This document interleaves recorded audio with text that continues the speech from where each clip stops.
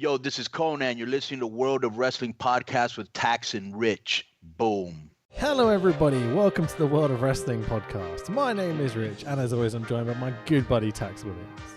Oh, we've sort of called an audible. We've gone a bit early. We've blown our load too early, and then they changed the date of WrestleMania. Yeah, exactly. We realised it was 10 weeks until Mania, so we're like, why don't we do our 10-week TNA Aces and Eights series, which we are doing episode 1 of today. But then they moved it back an extra, 3-4 weeks, and so we've actually got 13-14 weeks. So maybe we can take a week off. Maybe we can do some Japan stuff, you know? Because this fucking TNA show, what a start we've got, Tax.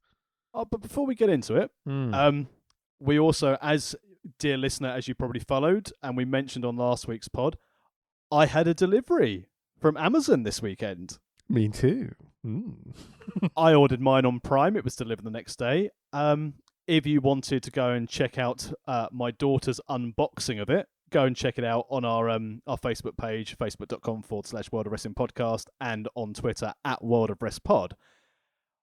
Our hoodies are better than any merch I've ever bought from any wrestling show or anything else. The quality's great, really comfy. I'm wearing mine now, my hoodie. I was super impressed with mine. Yeah, it came through and it was all comfortable, well made, and the print was good. I'm not just saying it because we're trying to flog us. We make fuck all money from these. Let's be honest about it. It's just that we thought it'd be cool to get some decent merch out there, and it's come out so good, man. I'm so impressed. Yeah, and the T-shirt's really good as well, because I wasn't paying much attention to what I was putting on this morning. I put it on, didn't realise I had a lot of very important business calls at work today. Clients look at the phone going, "Are you on a unicorn?" Amazing. I was like, "Yes, I am." But in all seriousness, guys, just look for World of Wrestling Podcast on Amazon.co.uk. You'll see our old CM Punk style T-shirt and our new range, which is our me, Rich, and Murder Clown on a unicorn doing a poo.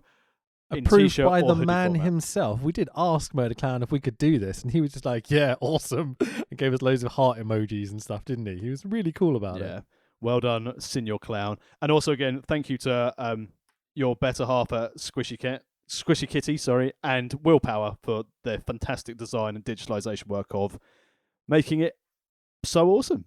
Yeah, I'm super happy with that. worldofwrestlingpodcast.com is the best place to find all the links to all the t-shirts and such, if you can't bother to find them on Amazon. But yeah, you can also find, pod subscription links and stuff there as well. So send your friends, give us more listens. If we can make money from this one day, that'd be amazing. And dear listener, I have a challenge for you. So, and obviously I haven't told you about this, but it's okay. It's going to come out of a bank of tax. If you're listening to this podcast and you like it, and you have a Twitter account, give us a follow @World of Wrest Pod. If we get over 200 followers, I will do a competition where we can win a free World of Wrestling Podcast hoodie. So we get over those 200, we will do a competition for people to win it. Awesome. That's really cool, man. That's a nice thing to do. Look at you. Aren't you lovely? I mean, it's nothing to do with I sold a lot of old Warhammer and I've got some money that I don't want to go to the bank and bank. I regret selling my Warhammer. But let's move on to TNA Genesis 2013, episode 1 of our TNA Aces and Eights series. Go on. I was going to say, so there is a reasoning behind picking this moment in time for Aces and Eights. Now, if we'd covered this whole run of Aces and Eights, we'd have been going from the 14th of June 2012 all the way to November 2013. Fuck that. So, I'm not doing that long of TNA. Oh, exactly. But if you're unfamiliar with the storyline of Aces and Eights, it starts said in June 2014, where a masked stable attacks Sting when he's discussing his TNA Hall of Fame induction.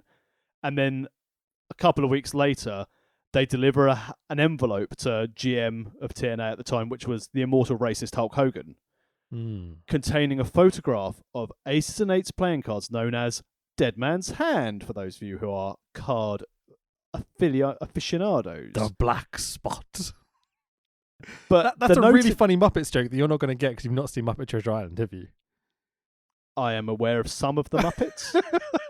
Someone found that funny. Go on, carry on. And you could tell this storyline was going to be brilliant from day one, where you've got this masked group attacking Sting, and then a couple of weeks later they write the note to Hogan, which said, "We're not cowards. we've got something for you, Hogan. Wait and see.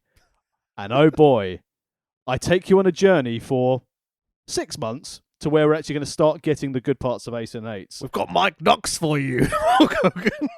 Don't spoil it. He gets revealed later. Come on. So we're in the summer of 2012, and throughout the whole of this time period, Ace and Eights are a group of masked bikers, very much embracing the whole concept of Sons of Anarchy. Bring. They take. Sorry.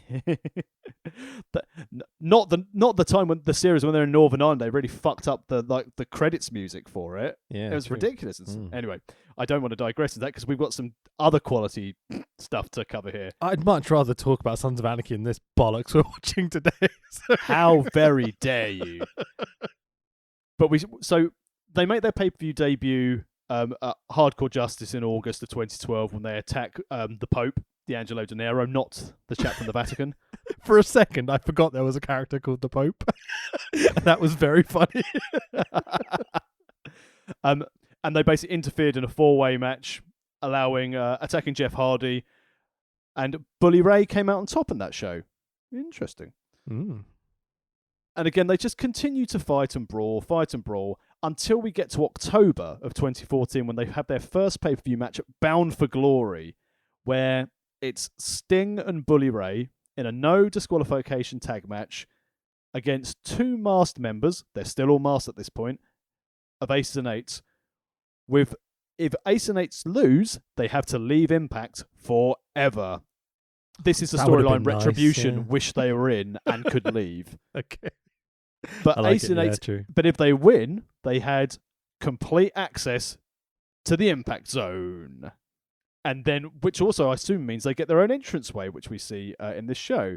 What does that mean exactly? Complete access to the Impact Zone. You get to walk into Dixie's locker room or whatever. Yeah, exactly. They can do what they want, can they? Have their own little clubhouse. But they won after 2 other members attacked. But this is one of the pivotal moments of Ace and Eights because the first member is revealed. I remember at the time the internet was buzzing of who it could be, and the absolute adoration when the mask was removed off and it was Devon Dudley. I'm about to say, I remember the vivid disappointment of being like, oh, it's Devon, okay. And the shock between Bully Ray and Devon, the former brothers, former tag partners. So that's about when I stopped watching TNA, to clarify. So I've never really seen all this show that we're doing today. But I'd seen up until right before it, I'd watched most of TNA. And when they started doing this storyline and they had Hogan and Bischoff and everyone there and Jeff with his ugly fucking belt and they unveiled fucking Devon as this apex of this storyline to kick it off, I'm like, yeah, no, I'm good. See you later. So there we go. So they started having Devon cut the promos as the sergeant at arms, and he was essentially the voice of the stable. Right. And then a week later, a couple of weeks later, they carry on fighting till we get to November, and they introduce another unmasked member, which was Doc, the director of Chaos, known to you and me as the Big LG, Luke Gallows. Yeah. He came in as a prospect. Okay. Brilliant, because we all know what happens to prospects in motorbike gangs. They get hazed, raped, and murdered. Pretty much. Shit in the jackets. Standard. Yeah. But lots of hammer attacks, because that's what bikers use. As a man who rides motorbikes, I can tell you, I always carry a hammer with me in case there's some rowdy boys on there. You gotta hammer that fucking wheel back together, you know? Exactly. That's all I carry the hammer for. Not to take out those people on Kawasaki Ninjas popping wheelies down a country road. Oh, I love it. So basically, we get to December and Devon wins a belt. He wins the television title. He Is that wins what it it's off called Submit now? with Joe. Wasn't it Yep. called the Legends title at one point? It became the Legends title after it was the TV title. Right. So this one is still the TV title. Rarely defended on TV as well. Okay. So yes, It's television fucking champions. ugly. Jesus Christ, that belt's ugly. TNA has some ugly fucking belts. Sorry to interrupt. Carry on. So we're now in December. We're Mhm. 6 months in. Devon's won a belt. Ace and Eights are still kicking around. And all we've got at the moment is Gallows and Devon being unmasked. On the 27th of December, Ace and Eights offered membership to Ken Anderson. Mister! Mummy. Anderson. Kennedy. Still, Kennedy sounds so Kennedy. much better. Yeah, go on. And basically, he was sort of umming and ahhing whether he was going to join. And that evening, Big Mike Knox was announced as joining Ace and Eight. So that's where we are. We've had 6 months, and we've had a big reveal of Devon Dudley. Ken Kennedy's been offered a role in Ace and Eights. We've got Gallows in there as now like their director of chaos, and Mike Knox is also there. Yeah, it's not quite the NWO reveal, is it? And this is 6 months. This is 6 It's months. a long time. Now, in TNA at the moment, we start at 2013. TNA have gone back to the model of only having 4 pay-per-views a year. So, again, they're trying to cost cut and make their events a bit more useful. Are we going to say why? Because it's pretty obvious that their pay-per-views weren't making any fucking money. Because no one was fucking buying them. So they just put everything on Impact for like a couple of years around this time. All the big reveals, all the big moments were all on Impact, right? Yeah. So this is where we got to today. And last week, after the pod, we decided to go and do this. I said, well, don't worry, Rich. I will go and get us access to Impact Plus. We can watch it all nicely on the app, on our nice computers. I signed up for the app. I looked to find TNA in 2013. It's not fucking there. Yeah, so the Impact Plus app, as it's called, or the streaming service, like the network or whatever, it has all the pay-per-views in 2013, but none of the Impacts. Which I believe the period they are on Spike TV is not theirs. But wasn't this show technically on Spike TV, or was this a pay-per-view that had adverts? This was a pay-per-view with adverts, and we'll get to the flipping streaming service quality, because I know sometimes we shake on the WWE Network for being buggy and unreliable. But Jesus Christ, at least if I've got a pay-per-view, I have the adverts still in there. Yeah, because, well, I mean, we'll talk about it now, fuck it. It fades to black occasionally, and then just comes back up to exactly the same moment you left. And so it's not like when you're watching live TV and, you know, they do the spot to the outside, a couple of minutes pass before the adverts come back, and they show you what happened during the adverts. It's literally, they'll be standing about to go to the outside, and then they'll cut to adverts, or what we see is just fade to black. And they come back and they're still in exactly the same position. So if there was an advert there, it like completely ruins the illusion that this was live in any way. What I can tell you is Bischoff, probably in the truck, was so fed up by this, he fell asleep and he just pushed up on the fader on the desk. Oh, fuck!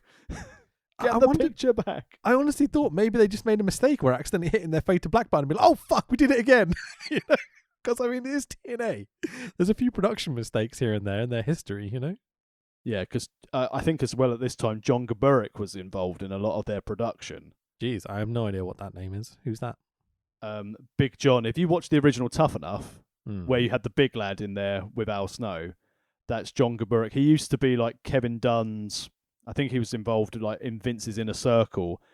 I think it was referred to as Big. He wasn't in Sex and the City as Mr. Big. He was just Big. How have you seen Sex and the City but not Pinocchio? Oh, I haven't watched Sex and the City. I'm not going to lie to you. When I was younger, I saw the word sex in a TV show on Channel 4 that I thought would be like Eurotrash, and it wasn't. Right. It was just about 4 women bitching. Okay, I can understand that. Eurotrash was great. I missed that show. It's fucking hilarious. Anyway, so is that pretty much where we're up to at this point in the storyline? Because I don't think anything else has really happened up until now, has it? It's almost like this is by design to start here, that nothing has happened in Aces and Eights other than they've been allowed to have their own clubhouse and entranceway in the Impact Zone. And a couple of lads have had their masks removed, and it's been quite disappointing. So there's a Joseph Park kidnapping bit with Hogan and Sting that I seem to remember. Was that before this episode of Genesis? This show? I think it was before this, yeah, because Joe Parks got kidnapped, and that's why he ended up having his match with Devon. Yeah. But this prior to this is when Abyss was humanized, was given Hogan's Hall of Fame ring, and became very much humanized. And just to give you the lay of the land, how TNA is as at this pay-per-view, as Rich mentioned earlier, we've got our TNA World Champion of Jeff Hardy with the ugly belt, and also his custom-made belt. Exactly. That's my joke later. I know. That's well funny. Because the TNA belt is ugly as fuck at this point, and fucking Hardy's ugly. This is even the slightly altered Jeff Hardy custom belt to make it look better, and it still looks fucking terrible. Yeah, because Jeff Hardy's old custom belt used to have the purple leather, didn't it? And now it's got black leather. And it's like a different shape and shinier and stuff. It's fucking terrible still. But it's basically Brit Rest shit trying to pretend they've got a decent world title. Mate, I think that's being too nice about it. I think it's worse than that. It's like someone's vomited onto a fucking belt strap and been like, there you go, perfect. it's awful. But like, so that moment I mentioned where they kidnap Joseph Parks or Park? I think it's Joe Park. Whatever. That guy, who obviously is, the brother of Abyss. Great storyline. I love it. And then you've got Hogan and Sting sitting the opposite side of a table, kind of captured, and they're doing the whole down spotlight thing, like, oh, it's dramatic. And they're sitting across from the person who's the leader of Aces and Eights that doesn't get unveiled yet, obviously. And he's got like a voice modulator changing his voice. But when you see the guy talking, he's just sitting there with a mask on with no voice modulation up to his thing. So the voice modulation's obviously done in post. So Sting and Hogan have sat across from this guy, heard him talk for like 10 minutes, and they still don't know who it is. I just remember watching this being like, this is the dumbest fucking shit I've ever seen. Like, it makes no sense. The acting was abysmal. The narrative's fucking stupid. And so, yeah, that's why I stopped watching, just to kind of like throw it out there. That segment really, really got to me. However, at this time, so I'll quickly run down the champions as well. So Hardy's got the big gold belt. Yeah. Oh, don't call it that. RVD is the X Division champion because he's a name value. Tag champions are Hernandez and some other fucking bloke who I hate. Yeah. Hello, Chavo. How you doing? We'll get to him, don't worry. Tara's knockout champion. Very on board with having Tara, Victoria knocking around as champ. Sure. Very good. Did you know she was in WWE at one point? Did you know that Jeff Hardy was in WWE at one point? Do you know that Rob Van Dam was in WWE at one point? Do you know at one point Big Hernandez was almost signed by WWE? Do you know that Chavo was in WWE? That's fucking company, I swear to God. Go on. TNA Knockouts champion. Sorry, TNA Knockouts tag team champions. The ladies' tag belts are held by ODB and Eric Young. Of course they are, because TNA. And as we mentioned in our opening bit, Devon is the TNA television champion. Did you know he used to work for Vince one time, Tax? Well, it's funny you should say that, because that name value still had Impact as the highest rated wrestling show in the UK for the whole of 2013. Good Lord. Because obviously it was on free to view on Challenge TV here in the UK, which I think they were getting maybe sort of 1.5 to 2 million viewers a week in the UK, which is why they always came over and did the UK tour, because there was money in it. And they were outstripping Raw, because even in 2013, people had started going, this is a bit crap, innit? Yeah, sure. It was also, TNA was free on TV. Like, I remember occasionally my sister even, who is not a wrestling fan, messaging me and being like, oh, we're watching the wrestling. What the fuck's Hulk Hogan doing nowadays? What's this story? It makes no sense. Did you know he used to work for Vince? Yeah, he did. Did you say that? So today are we going to go into the pay-per-view now, or are we just gonna Yes. Okay, Yeah. cool. It's fine. I've got plenty to talk about, but anyway. So TNA Genesis 2013. So, you know Genesis were a band, right? I can't dance. Okay, cool. So, yeah, you played a bit of the old bass in your previous life. So, so they were a popular new kind of dynamic, progressive sort of band, and got a bit shit when the original owners left and the drummer took over, Then everyone kind of fucked off to go have their own careers. This is TNA. Yes. So it's a live pay-per-view on the 13th of January 2013. We're watching this on Impact Plus. How did you find this streaming service, sir? Fucking awful. So I'll start with, because I'm still quite old and I like watching my stuff on my TV. What's the point in moving house and having a lovely wall-mounted TV if you can't watch anything on it? Sure. So what I like to do is, I thought, okay, well, I'll see if I can get the browser up on my smart TV and just log into it there. Impact doesn't work on a Samsung on the web browser on a Samsung TV. So I was like, okay, brilliant. Maybe the app's available on Samsung TV. No, it's not. This isn't boasting just to get over Samsung. So I thought, okay, well, I'll mirror it off my phone onto the TV. Put it in full screen. Great. Didn't give me full screen on my TV. Still have a white bar at the bottom. It won't allow you to mirror properly from an iPhone onto a TV. Brilliant. Clunky. Can't jump to a specific point of a match. It's just the shit. It's not as good as the network or even like, any other indie wrestling streaming service out there. It's fucking nothing else on TV run by that absolute fucking reprobate Sean McMahon was better than this app. Sure, man. Like, they just revamped it relatively recently as well, and it's still not very good. I watched this on my browser, and to be fair, it was fairly smooth and fairly easy to operate. But, that's typical thing of the same thing with the network. You search Genesis 2013, it's like, did you mean everything from 2013? And you're like, no, just show me the fucking pay-per-view. And more importantly, if you looked for everything for 2013, you would have found 4 pay-per-views, so it would have been hard to find it. Yeah, that's a fair point. I think that's a cop-out as well, from an impact, I can't honestly say to anyone, get this streaming service because there's loads of extra good bonus content on there, because there's not. It's missing big holes in their history, obviously due to licensing and whatever they've got. But it's £8 a month, and it's full of shit. And you also have to pay extra for the pay-per-views. Do you know that? I didn't know that. All I know is that No Surrender, which is going to have Private Party go against Gallows and Anderson for the TNA tag straps. They're both is heels, happening on No Surrender. Okay. They're both heel teams now. Do you know that?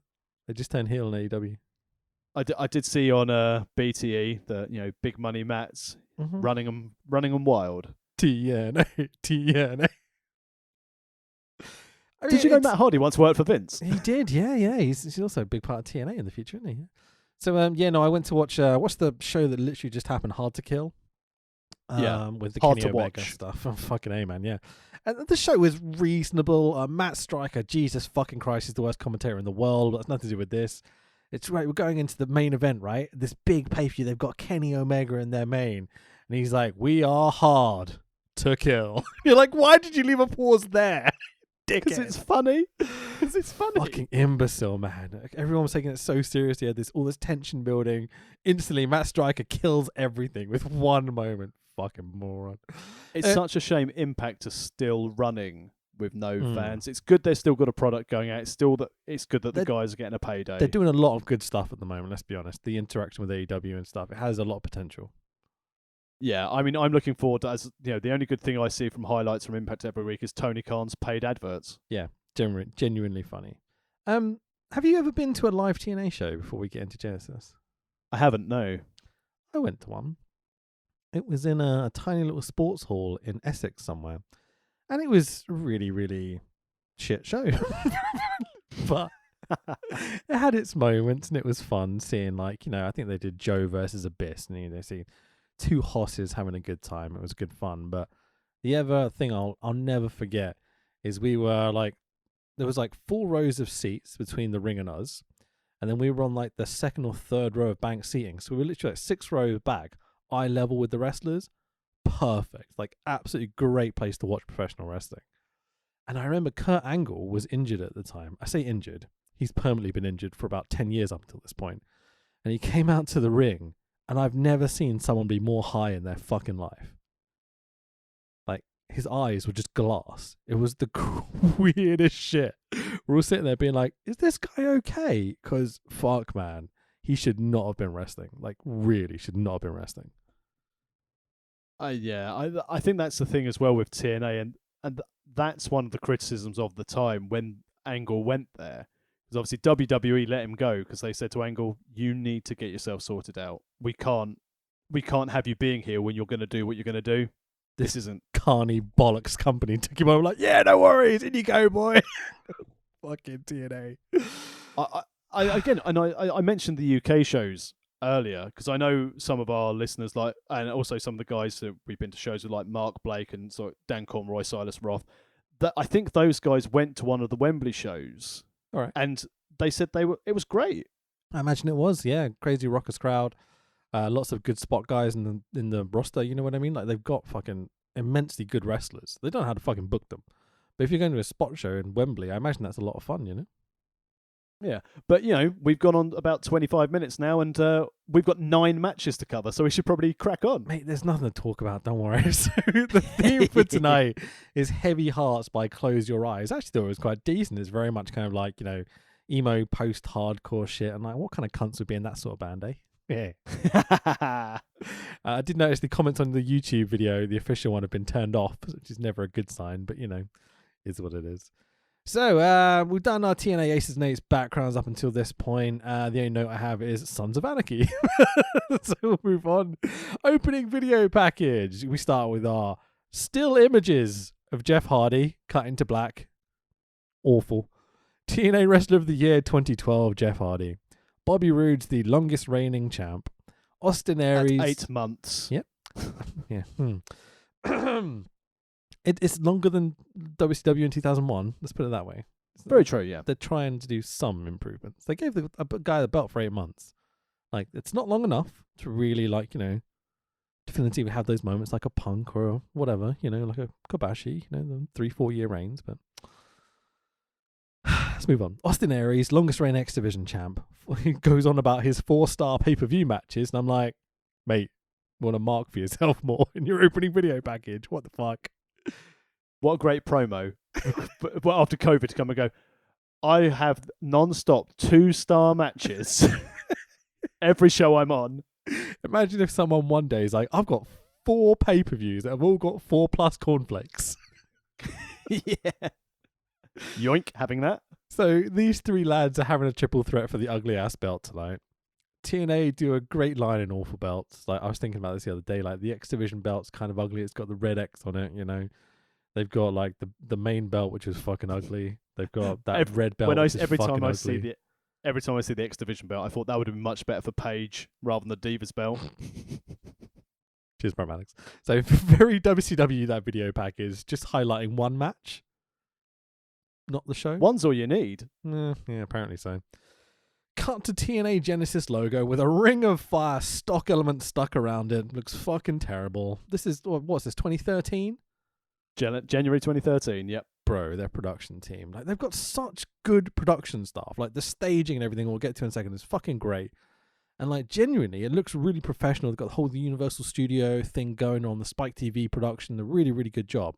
But these graphics, man, it's like generic BritRes indie bollocks they've just downloaded off YouTube and stuck around. Like, it's not TNA, but it's not AAA bad, but it's bad for this company, It's almost like Hogan and Bischoff aren't letting Borash do his job properly.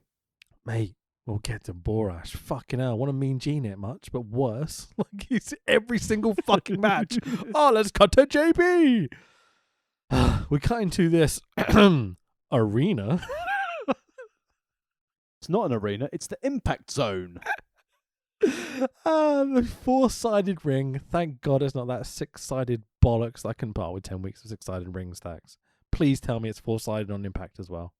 It is, because this is what Hogan and Bischoff changed when they came in on the attempt to counter-program Bret Hart returning to WWE when Hogan joined TNA. Yeah. One of the first things he said was like, not doing it in a 6-sided ring. Got to be a 4-sided ring. I think he called it a toy ring, didn't he? Yep. I mean, people talk about the 6-sided ring separating TNA from WWE, and I understand that, and it is a unique aspect. But the guys hate working in it, from what I understand. It's stiff as fuck. It hurts to bounce on the ropes. It ruins all your tag matches because no one knows where the fuck to stand at any point. Cue Macho Man in the early runs of 6-sided rings and stuff. I really don't like the 6-sided rings. After watching AAA the other day, it's I don't know how to describe it. It's gets in the way of the camera a lot. It's not good from a fan standpoint. In attendance, I can imagine it's better than having the visual on a television. Yeah, I'm trying to think if I've ever seen a 6-sided ring. I don't think I have. I've never seen one live. Looks a bit kind of bigger and more in the round. So if you had it in the Camden Roundhouse or something, it might work better. Are you trying to announce you're going to start promoting shows with a 6-sided ring? Fuck that shit. So these spootiest... You heard it here first. Get your bookings in at World of Wrestling Podcast. The spootiest of pyro kicks off. It's like mini WCW Nitro pyro. It's Yeah. awful. It's good for the size of what they have. It just doesn't have the same impact. How many times am I going to make that terrible pun? Of like, a big arena with tons of fucking pyro kicking off, It's I don't know. Lots of fucking schizophrenic camera moves and cuts. It's fucking mind-numbing start. As the first camera pans across the people who are on holiday at Universal Studios. I mean, TNA fans. Definitely didn't have to pay to get in. Fuck no, man. An unenthused voice I don't recognize welcomes us to the show. Welcome inside. I'm going to do it like he did it. Welcome inside an absolutely ruckus impact zone as TNA Wrestling... he didn't laugh. As TNA Wrestling presents the first ever pay-per-view of 2013. It's time for Genesis. Hi, Todd Kennelly. He's fucking awful, mate. So bad. Hello, everybody. It's Todd Kennelly, the Professor Mike Tenay, the Human Suplex Machine Taz. I gotta tell ya, I'm fired up. Tell your fucking voice. Jesus Christ. Again, you would not believe that he was one of Hogan's mates, would you? Oh, is that how he got the fucking job? He was the ring announcer in Hogan's Celebrity Championship Wrestling. He still does commentary for what's it Wrestling Out of Hollywood? Or the NWA Hollywood stuff. I think he does something. Championship Wrestling from Hollywood. I think is what he does, and I think he's also done MMA commentary stuff. When I've looked through his profile, because I get like you, I had no idea he was even in the company. Completely. I always just thought it was Taz and Tenay. Then Borash got involved. Then Josh Matthews came and added to your enjoyment of the product. Hey, Dave, what did you think of his commentary? Do you get what I did there? Hey, Timmy, what did you think of his commentary? Oh, crikey. He doesn't know the wrestlers' fucking names, Tax. What? He constantly gets them wrong. I mean, he's no Mike Adamle. I mean, yeah, that was worse, to be fair, but like, don't really cut that quick. How long is this? Is this guy on every fucking week of this Impact? All I know is that he was in the company for 1 year from 2012 to 2013, so I don't know if he's going to be on every week. Oh, God, I hope he goes away, because like, I'm not a fan of Tenay or Taz. But when this Todd, I'm calling him Todd on commentary from now on, okay, by the way. When Todd on commentary stops talking and Tenay chimes in, I'm like, oh, that's a nice relief. Because someone actually gives a shit about the production of this fucking show. Like, Tenay starts talking about, like, the main event that they're putting over hard, like this 3-way match, okay? Even Taz chimes in, and I fucking hate Taz's commentary, especially on this show. It's awful, in my opinion.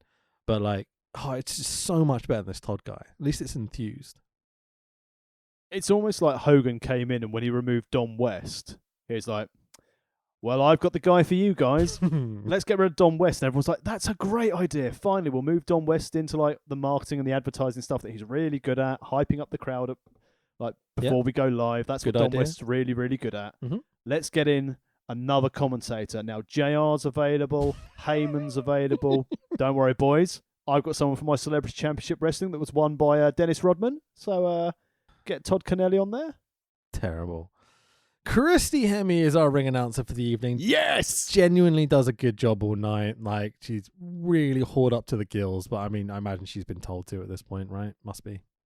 Everything, in all seriousness, and I will probably be mocked for this, I think everything Christy Hemme has done in wrestling, she's always gone at it 100%. Sure. Like, her ring announcing's been really good. Her work with the knockouts is great. Even some of her matches she had in WWE was good. And, you know, I can't deny that I'm pretty sure she did an excellent job in Playboy. Sure she did. Don't know what you're talking about. TNA World Tag Team title match to start with. Tax's favorite wrestler in the entire world, Chavito Guerrero and Hernandez, the current champions, versus Matt Morgan and, well, Blank. This is awkward. What a match to start on. How did this cunt find onto the first show of this? I mean, he's got to be on every fucking show, isn't he? He was part of. Do you recall? Were you still watching it when they did TNA Gut Check as part of Impact? I remember seeing the clips. I didn't watch them because they put some of them on YouTube, didn't they? Yeah. So Gut Check, remarkably, was still done as a shoot, where the whole idea was people are going to come out and say no to people. So essentially, they were always going to have it that the person didn't know, and they were supposed to be like, yes, no. Yeah, I just remember how this happened. Yeah, with Ric Flair going, fuck it, I'll do my own thing, right? Exactly. Flair went off script and said, yep, I'm going to give him 2. So it's 2 yeses to 1 no for Joey Ryan. So they had to give him a contract. Seeing Joey Ryan's gimmick here, I mean, who thought I'd turn out to be a fucking creepy rapist, you know? Allegedly. Careful. He's just managed to survive his first court hearing. Allegedly, but creepy fuck here. The gimmick, obviously. I'm just talking about the wrestler, yeah? The character. Exactly, the character. Comes across like a creepy fucking rapist, doesn't he? Yeah, the character. These characters. Yeah, these characters. God, he's a horrible piece of shit, isn't he, this character? But speaking of characters, Matt Morgan, really nice bloke. Matt Morgan seems like a dude. He has an autistic son as well, and I remember him uploading a video of his son talking for the first time and the joy on his face. My God, man, that's a guy I can relate to. Seems like the loveliest person in the world. Matt Morgan, who's the current mayor of the funniest name place in I think he's also a mayor in Tennessee with Glenn Jacobs, and I believe Matt Morgan is the mayor of Longwood. Good stuff. Which is brilliant. And I listened to his podcast. We've exchanged a couple of DMs on a few bits before, and he's always come back to me. Really, really nice guy. I've got a lot of time for Matt Morgan. Mate, here he looks like a fucking beast. How this guy didn't end up being a big star in wrestling, I'll never understand. Because look at it. He was supposed to twice. So in WWE, he was supposed to win tag belts with Nathan Jones, and then Nathan Jones got sent down to OVW. So they would like to Matt Morgan. Yeah, can't do it. And then Vince McMahon gave him a stuttering gimmick, because obviously that always works well with big men. Why did they always insist on putting gimmicks on Matt Morgan? Can they not see who I see in front of me? And when he went to TNA, when he was the blueprint, the DNA of TNA, and they were going to push him to win the belt, and then last minute Hogan turned around and was like, nah, sorry. It's almost like TNA have an issue with not pushing guys who should be pushed, Tax. Matt Morgan talks at length about his time in OVW when he was hitting things like shooting star presses, and Jim Cornette had a meltdown and beat the shit out of him. He was like, what are you doing? You are not supposed to do that. You're 7 foot tall. Fucking hell, Matt Morgan, be a big man. Yeah. So, I mean, he's coming out here in a Wizard of Oz level golden cape, purple cape, because he's a guy that obviously needs more gimmicks, right? Yeah. I mean, it's the only thing that he could find also, excellent colour of trunks. Well played, Matt Morgan. I was going to say, gold shiny trunks. Tax is probably furious. Yeah? Nah, he wore those before me, so fair play enough to Matt Morgan. Gold trunks, white boots, yes please. So, sorry, my throat's a bit sore today. Excuse me. The bell rings, the crowd chant for Chavo. Fuckers. So I immediately go, Ryan and Morgan are meant to be the heels, I guess. But it's kind of hard to tell, but I think that's what they're going for here. Fades to black, fades up, and I'm like, ads, what? But we talked about that already. Did you notice, on the subject of the flashing, did you also notice occasionally throughout your stream you just have a red light just flicker on the screen? It would just flash red from time to time. Yep.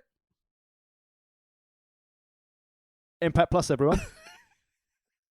I wondered whether that was some sort of subliminal Aces and Eights are coming type thing, but apparently not. Apparently it's just transcoding problem or something. So, back and forth, this Todd lad gets mocked relentlessly on commentary by Tenay and Taz for not knowing what a backdrop is. It's pretty funny. But, I mean, can we stop getting ourselves over and talk about the fucking wrestling match that's happening, boys? Oh, I was angry. We're a minute into the match. This is not good omens. This is a 3 fucking hour pay-per-view, Tags. This match, I was hoping there'd be something here, because the history going into this is you've got Matt Morgan and Hernandez, who were once partners, and now you've got some dissension in place, and Hernandez has downgraded his tag team partner to Chavo. Sure. So I like Supermex. I think Hernandez could have had a really good run in TNA as one of their main main level workers. I mean, dangerous boy. But as we'll get, I was going to say he's a bit lethal. It's almost like he knew. And fair play to you, Sean Hernandez. So the story during the match is that Morgan wants Joe Ryan to like prove his worth. Just gonna leave that there. You can all make your own fucking jokes. So Morgan basically takes the night off and makes Joe Ryan do all the fucking wrestling.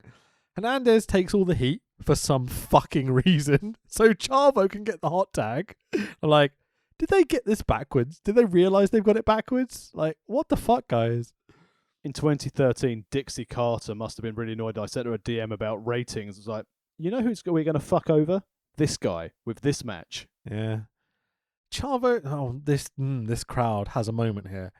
Chavo does the Three Amigos and not a single fucking cunt in the audience chants for Eddie. And I'm like, fuck these people. They're not wrestling fans. They're literally not wrestling fans at all. Any wrestling fan sees a wrestler doing Three Amigos is like, Eddie, right? Yeah. As you mentioned in the intro, people are on holiday at Orlando Studios. They've come around. They get to see the circus performers. I genuinely think there's at least 4 or 5 people in the front 3 rows who are paid to be there. They are unreasonably enthusiastic about this show at times. Yeah, it's really embarrassing seeing Dixie in the front row. There is a woman that looks almost identical to her. That, oh God, I don't want to play into cliches here too much, but does not look like any sort of wrestling fan I've ever known, right? Like Pretty sure it's Claire Lynch. She's straight out of Central Casting, mate. She is literally an actor in the crowd, paid to be like, yeah, woo, all fucking night, man. It's the worst. Matt Morgan Would you prefer her Go on. or Progress fans? Difficult. I prefer paid fans. Yeah. At least they do what they tell you, like WWE's crowd right now. Matt Morgan falls backwards over Joe Ryan, playground style, out the ring. Hernandez goes to pick Ryan up in a powerbomb, but waits, and it looks like Ryan's sandbagging him, but Ryan's, to give him his due, as much as I can, is bending his knees and trying to jump up. Hernandez is just kind of bent over looking at him going, we do powerbomb? You like Young Buck? Why good brothers here? It looks like Hernandez is just fucking it up, basically. So Hernandez picks up Ryan on the second attempt into the powerbomb position and proceeds to completely dump Joey on his neck and head in a vicious-looking fucking powerbomb. Congratulations, mate. Well done. Thank you. That one's okay. But the 1, 2, 3, and still Chavo. No. You didn't mention the frog splash from Chavo. Sure. I'm going to miss a lot. I skipped over. I was a lot of this show. I'm not going to... I just don't give a fuck, man. There's very little on this show that made me want to care about what I was watching. And I love professional wrestling. I'm a huge mark. I do a podcast about it every fucking week. I work for Wrestle Talk. I could barely stand this fucking show. This opening match will start. I'm not going to lie to you. It took me 4 attempts to watch this because on 3 attempts, I fell asleep. Yeah, mine was 3. So I watched the rest of this yesterday morning, having my phone on my laptop while I was trying to do tax returns. Good job. Very nice. And I'm not going to lie to you.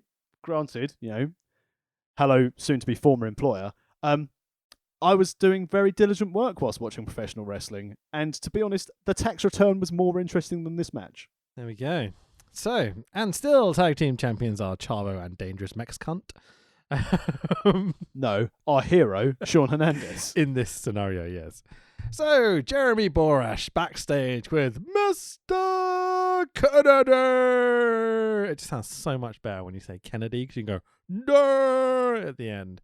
But he's Mr. Anderson here, obviously. I think we also need to set the precedent as per my notes that we call him Mean Gene Borash. Perfect, because they treat him exactly how WCW were treating Mean Gene. That TNA is, even in 2013, when they've been around for 10 years by this point, are still just desperately trying to replicate everything WCW was doing, but badly. TNA is 2000 WCW. Yeah, undoubtedly. I desperately miss Borash frosted tips though from the first show. Oh yes, should have kept him. It's his gimmick. Did you ever have frosted tips? No, I had highlights for about a week and I got mocked relentlessly and was like, oh, shave my head then. I was about 13, 12, something like that. How about you? Did you ever have hair? I love you. I think, in all honesty, my hair started to fall out after I bleached it once when I was, how old would I? I think it would have been out sort of 22, 23. There's a really old picture of me where I actually had hair and it's just bleached blonde. And then after that, I was like, hang on a minute. Where's this bit gone on the top of my head? Oh, fuck. I seem to remember you having hair when I first saw you play bass in a band. So I did have some hair. You also love a sweatband. I do love a sweatband because to be a bit of a pussy about it, how I play bass, I'd get a lot of my wrists smashing against the body of the bass, so I end up with sores. I just wish these. Some bass players play without a pick and they don't have this problem, but I'm a pussy and I play with a pick. Coming from the drummer who, like, you know, his hands and his wrists don't work anymore because of my previous occupations, I can understand this, and I probably should have taken more precautions, but yeah, it's all good. Anderson is sick of the TNA storylines. So he went to get a steak? Is this promo here? He's angry because Samoa Joe blamed Anderson for, and I quote, Kurt's demise. I'm like, have they killed Kurt Angle? No, it's not WWE. No one's died. Anderson and Joe are going to wrestle, and it's next. So Samoa... go on. This was the Aces and Eights link here, because obviously Anderson said he's not part of Aces and Eights, but he likes hanging out with them and having a good time. That's what people say when they have an affair. It's not anything serious. I'm just hanging around. We're having a good time. There's a Genesis joke here, but I can't be fucked to make it. So Samoa Joe versus Mr. Anderson. Samoa Joe comes out and is not got his racist gimmick, his dick on his face thing. You know what I mean? The fire dancer shit. Thank God he's not doing that anymore. But we've now got hip hop theme, towel around his neck, angry Samoa Joe. The Samoa Joe we all wanted from the day he joined TNA, and it took them fucking forever to get to this point. Oh, we got him. We got the Joe we wanted when he was going against Angle on Angle's debut of that headbutt. That was probably the best feud TNA ever did, Angle Joe. True. If you're also trying to say they booked Joe correctly for the 7 years he was with them, I will tell you to go fuck yourself, because he should have been given the belt on the day he debuted and kept that belt for 7 fucking years. It's simply what it comes down to. This is the man. I was a huge ROA mark kind of throughout 2003, 2004, 2005 when he jumped to TNA. And I remember being like, yo, I'm going to start watching TNA because they've got Samoa Joe. And they fucked it up relentlessly. He started off well. They started off well with his squashes, showing complete dominance. Yeah. And then it fell off a cliff. But it's almost like no one in the big American promotions now has to book him. Yeah, I think he's found a really comfortable place on commentary. But the point when TNA were like, yeah, we'll draw a dick on your face and give you a Samoan gimmick, like, fucking hell, mate. Seriously? Can you not see past just his race?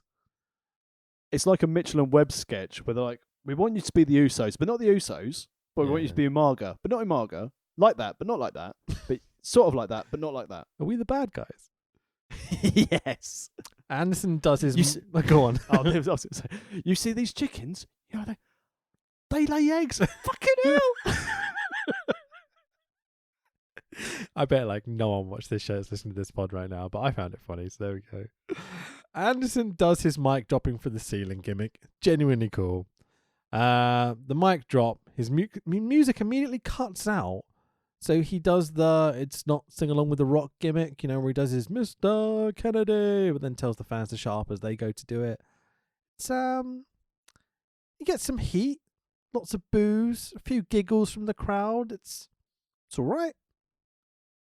Ken Anderson's always been an all right wrestler. I enjoyed his work in WWE, and he just fell victim of don't fuck over Randy Orton. Yeah, don't get injured either. More importantly, don't get injured, give up the money in the bank to then only go like 2 weeks later going, oh yeah, it's not as bad as they said. Oh, fuck. Yeah, true. So commentary really started to rub me the wrong way during this introduction because Kennedy's coming out and Joe and him are doing quite a good job of building some heat and trying to get some tension in this match. And commentary are just going on and on about sports. They won't shut up about, like, you know, oh, the Green Bay Packers, they lost this weekend, so Kennedy must be furious. You're like, can we talk about the fucking wrestling match, boys? What are you doing? I don't like crossovers. I remember a UK WWE pay-per-view when they were saying, "Oh, and congratulations to the Manchester United who beat the Spurs today, 2-0." It's like, first of all, we did lose 2-0, and they're not the Manchester United, and Tottenham are not called the Spurs. Yeah, man. It never works to British crowds. Like, just don't ever try it. Come in and be like, "Oh yeah, I came to see the Chelsea were rubbish," and 90% of the crowd would be like, "Way!" Because we're too small to have those allegiances in big areas. You know what I mean? It was always funny on Channel 4 when they'd go, and also to our fans in the UK staying up late watching us on Channel 4. Oh, it's obviously in London. It's been a good win for the Palace Crystals. The Palace Crystals, I love it. So, anyways, commentary are talking fucking bollocks on commentary and endlessly pissing me off. Joe and Anderson stand off. Joe pie faces Anderson. Great way to start the match. Anderson takes off his shirt in frustration, chucks it in Joe's face, punches him. Good heat-filled start. At least these guys are telling a story is the one note I've got to start with. And poor Mr. Anderson, because when Jeff Hardy does that, all the women scream. Anderson, not like crickets, mate. So the story seems to be that Joe thinks Anderson set up Kurt Angle. I know this because Joe does a move, then shouts, "You set up Kurt." He then does a move and shouts, "Answer me!" So what's the story here? So Angle's been taken out by Aces and Eights, one of every single babyface on the roster who's been taken out by Aces and Eights. And they suspect that Ken Anderson set it up because he's been hanging out with them. So as we said in our intro, Right. Ken Anderson was offered a spot in Aces and Eights. He hasn't taken it, but he's still hanging out. Dark Order Adam Page. Pretty much. Except Dark Order Adam Page was hilarious. Mate, stuff on Dynamite this week was so good. He said yes. Oh, wait, no, he didn't. So fucking funny, man. I had a great Stu time. Grayson kicking people down the tunnel. Get away! He said no. And all the dancers coming out to celebrate. They were like, "Oh, fuck, no." That's prime pro wrestling, mate. Oh, I love AEW so much. They don't hit week to week all the time, but when those highlights come, they are so good. The stuff with Miro going, "You've got to be his best friend." Tell him I am your best friend. It's fucking awesome.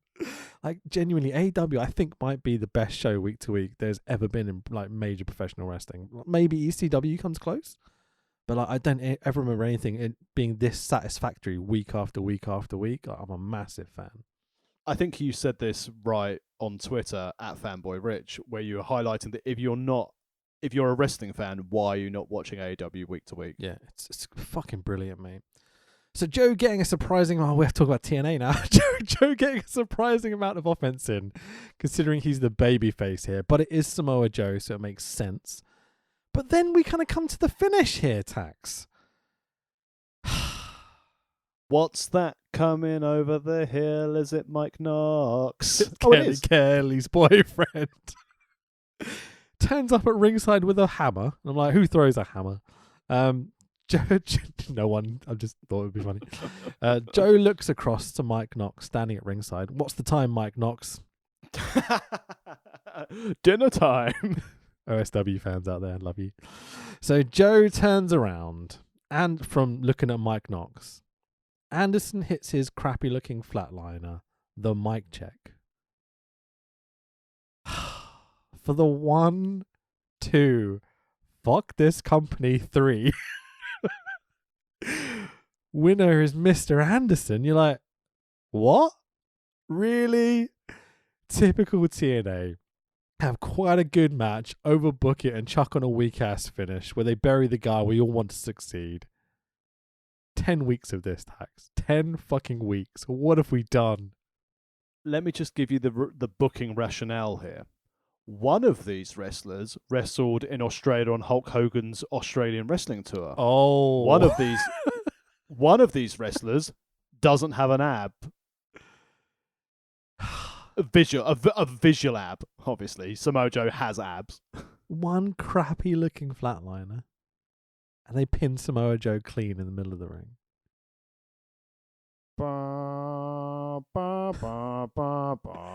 His theme tune is awesome, though. You can see what's happened, because Joe immediately rolls out the ring and is like, "Fuck this," and just heads to the back, right? they've gone, right, so we need Kennedy to beat you. Kennedy's going like, okay, well, you'll get all the offense in the match then, and I'll just pin you with my finish. The problem is his finish is dog shit. So Samoa Joe takes no punishment throughout the whole match and gets pinned off one fucking shit move. What I remember at this time period of TNA is just before Hogan and Bischoff turned up, TNA was on fire. It was really good stuff. Dumpster fire, Decent. yeah. Sorry. Well, decent storytelling. They'd made their own stars. You had the great triple threat main event between Joe, Daniels, and AJ. They were flying. And then Hogan came in, brought in all his mates, and this is what's happened. Yeah. Like you said. No. I mean, Ken Anderson is a decent enough worker. He's very, very good on the mic, very entertaining, decent hand in the ring. Yep. I can But confirm. I Samoa think he's Joe- dramatically underrated. I am a fan. This is just not the way to do it, in my opinion. Sorry, go on. Yeah, and with respect to Ken Anderson, Joe should be, as you said already, Joe should be in this main event picture. Fuck it, have Joe be the leader of Aces and Eights. Yeah, sure. Have Well, him he be, might be. We don't know yet. Yeah, have him be the hitman. You know what I mean? Have him fulfill the angry fucking Samoa Joe role that we all know he's perfectly capable of doing to perfection and drawing numbers and bringing a crowd in for you. He's that fucking good, dude.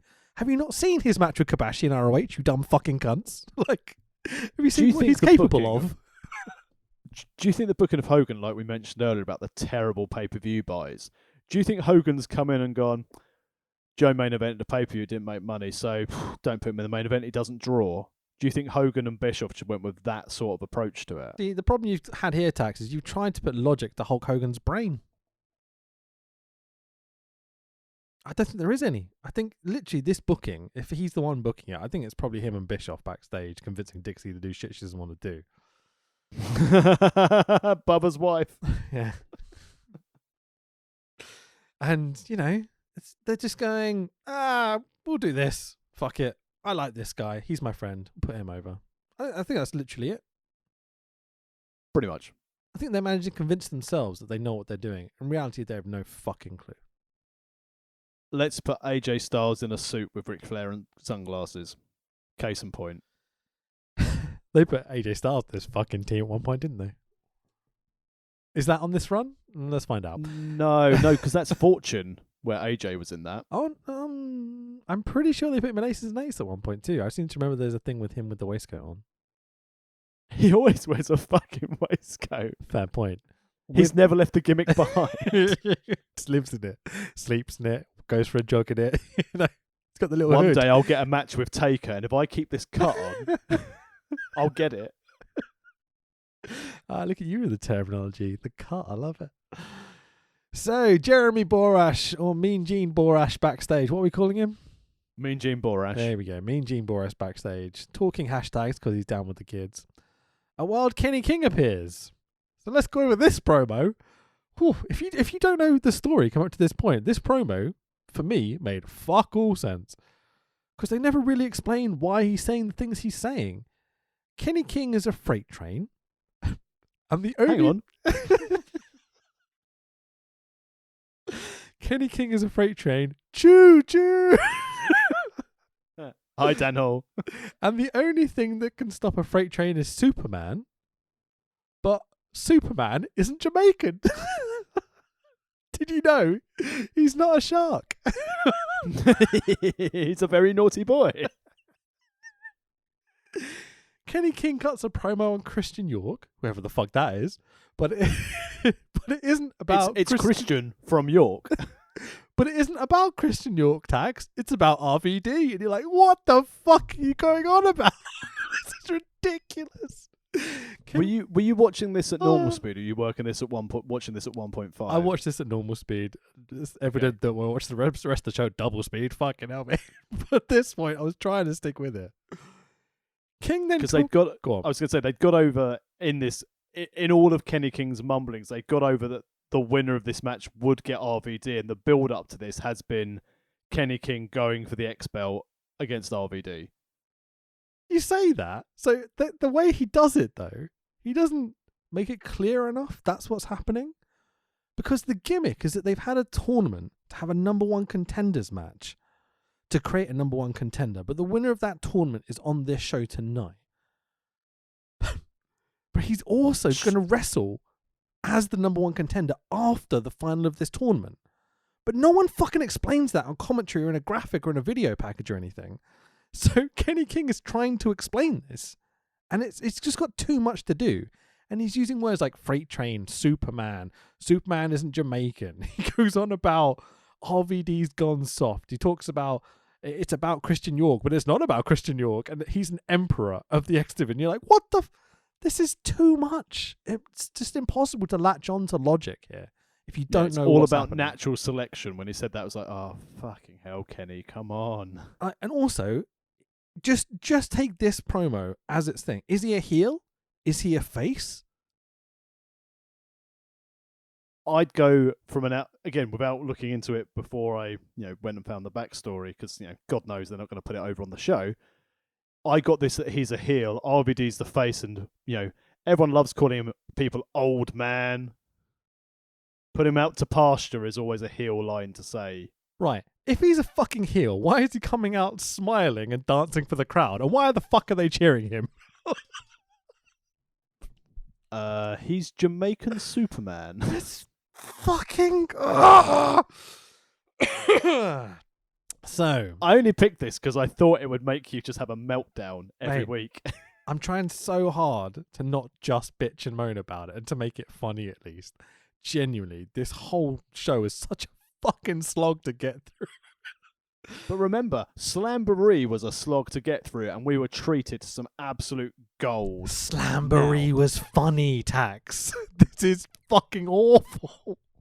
This is hilarious. This is how BritRest thinks wrestling should be booked. I mean, yeah, pretty much. So it's a TNA X Division title, number one contender tournament final match. Of course it fucking is. Of Christian York versus Kenny King. So this is the final of the tournament. If they win that match, they become number one contender. And apparently they get to wrestle RVD. No one fucking mentions that's tonight as well, but it is. And I'm like, yeah, go on. And they put over Christian from York, seems to be like quite the underdog. No one saw it coming, him getting to the tournament finals. Didn't he play guitar in Korn once? I'm pretty sure he did, yeah. He wrote the riff that goes ba-bam, ba-bam, ba-bam, ba-bam. Oh, what, like all of the songs? I like Korn as a kid, but yeah. You listen back to it now and you're like, oh yeah, they're all the fucking same. And it goes ding, ding, ding, ding in the middle bit, ding, ding, and then goes dum, dum, dum, dum, dum, dum, dum, dum again at the end. And you're like, oh, this is awesome. My childhood.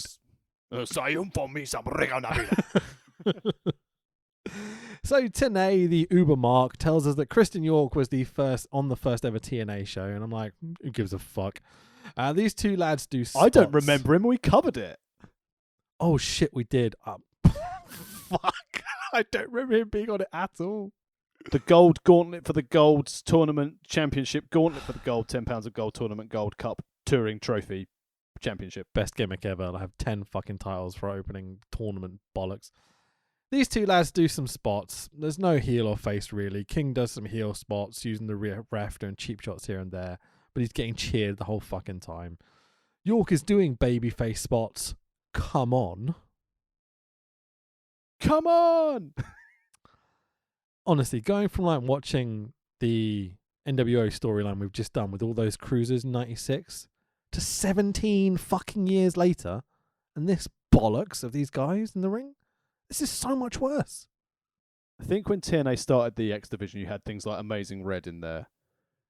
And to what they've now got in their X Division. Because Austin Aries, they made it so it could be a main event push to give them option C to trade the X belt for a title match, which completely voids it of having anything. I tell you what, the only good thing that they did in this run with the X belt is when they had it as part of their video game to introduce a character into the show when they introduced Suicide, because it's a new concept that hadn't been done before. Yes, it was shit, but the concept was a really good idea. Yeah, they called the character Suicide though, and you're like, whoops. It's not a good look. It didn't help that his hand gesturing was he's like finger gunned his head and blew his own head off. Yeah, not good with wrestling, that's for sure. You know, there's a Von Erich family sitting there going, hang on. It's a bit too close for home, this one. Fucking hell. Honestly, Kenny King has so much personality and has moments that could be great. And like, I've seen matches where I enjoy his work. He's a very talented wrestler. But this is going nowhere in this match. It's again, shit. There's nothing that happens. They're just At going all. through the motions of having a wrestling match. You know, I do a spot, you do a spot, I do a spot, you do a spot, leg slap, rah, rah, rah. You know, it's... Knee slap, leg slap, rah, rah, rah. You do a super kick, a double down, 2 count, do count, kick out of the ground. Double stop, cradle pin, reverse it for the finish. 1, 2, fucking 3, dog shit. Oh, indie wrestling. What a bollocks finish as well. Christian York wins. So Shitty roll up. RVD has to wrestle this cunt now. Poor RVD. Todd on commentary gets Bana, confused. mana, mana. Rob Van Dam! Great music again. That's the one thing TNA are getting right mostly. The themes are really, really good. Todd on commentary gets confused between York and King. How? Because he doesn't fucking know pro wrestling, apparently. Kenny York. King gives York a crappy looking burning hammer, and I'm like, how fucking dare you, sir? For some reason, he gives him a burning hammer, because I guess he's meant to be the heel, even though, you know, they did a terrible job of telling that story. RVD comes out for his match. Go on, sorry. No, I've got literally nothing else to add other than just going on to RVD. Bro. And his good theme music. So it's now the TNA X Division Championship match with, you know, injured Christian York, because we needed to injure this guy so he didn't look bad losing to Rob Van Dam. What? Who's the current champion? Well, I say Rob Van Dam, whoever the fuck this guy is, because this is not the Rob Van Dam I remember. This is fake Ultimate Warrior. Does not want to be here at all. He's literally emotionless. Like, this is the guy that used to come out to like Pantera and shit and be like the fucking thumbs, the hands in the air, the crowd would go mental.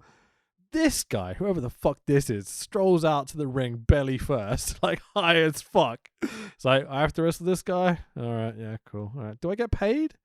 I get paid? Oh, good stuff. Okay.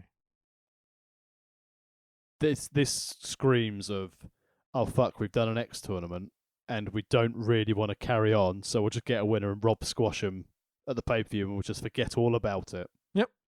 So the story here is that Rob Van Dam's a nice guy, and so a face is the champion, and tries to pick, you know, face young hurt guy that's on. I say young. Apparently, he was in this first TNA show or whatever. So Christian York, who's already hurt and doesn't want to fight him, but York is being brave and fighting through the previous beatdown. So two faces facing each other. He's a man. He's not going to give up. He's got intestinal fortitude by the bucket load. RVD wins.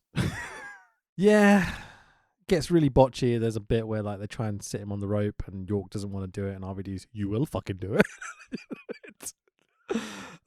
Skip to the end. 5-star frog splash, 1, 2, 3, and still X Division champion Rob Van Dam.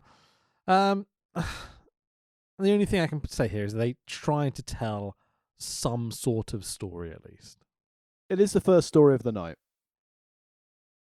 Yeah, there's splatters of attempting to do storytelling. It's just terrible.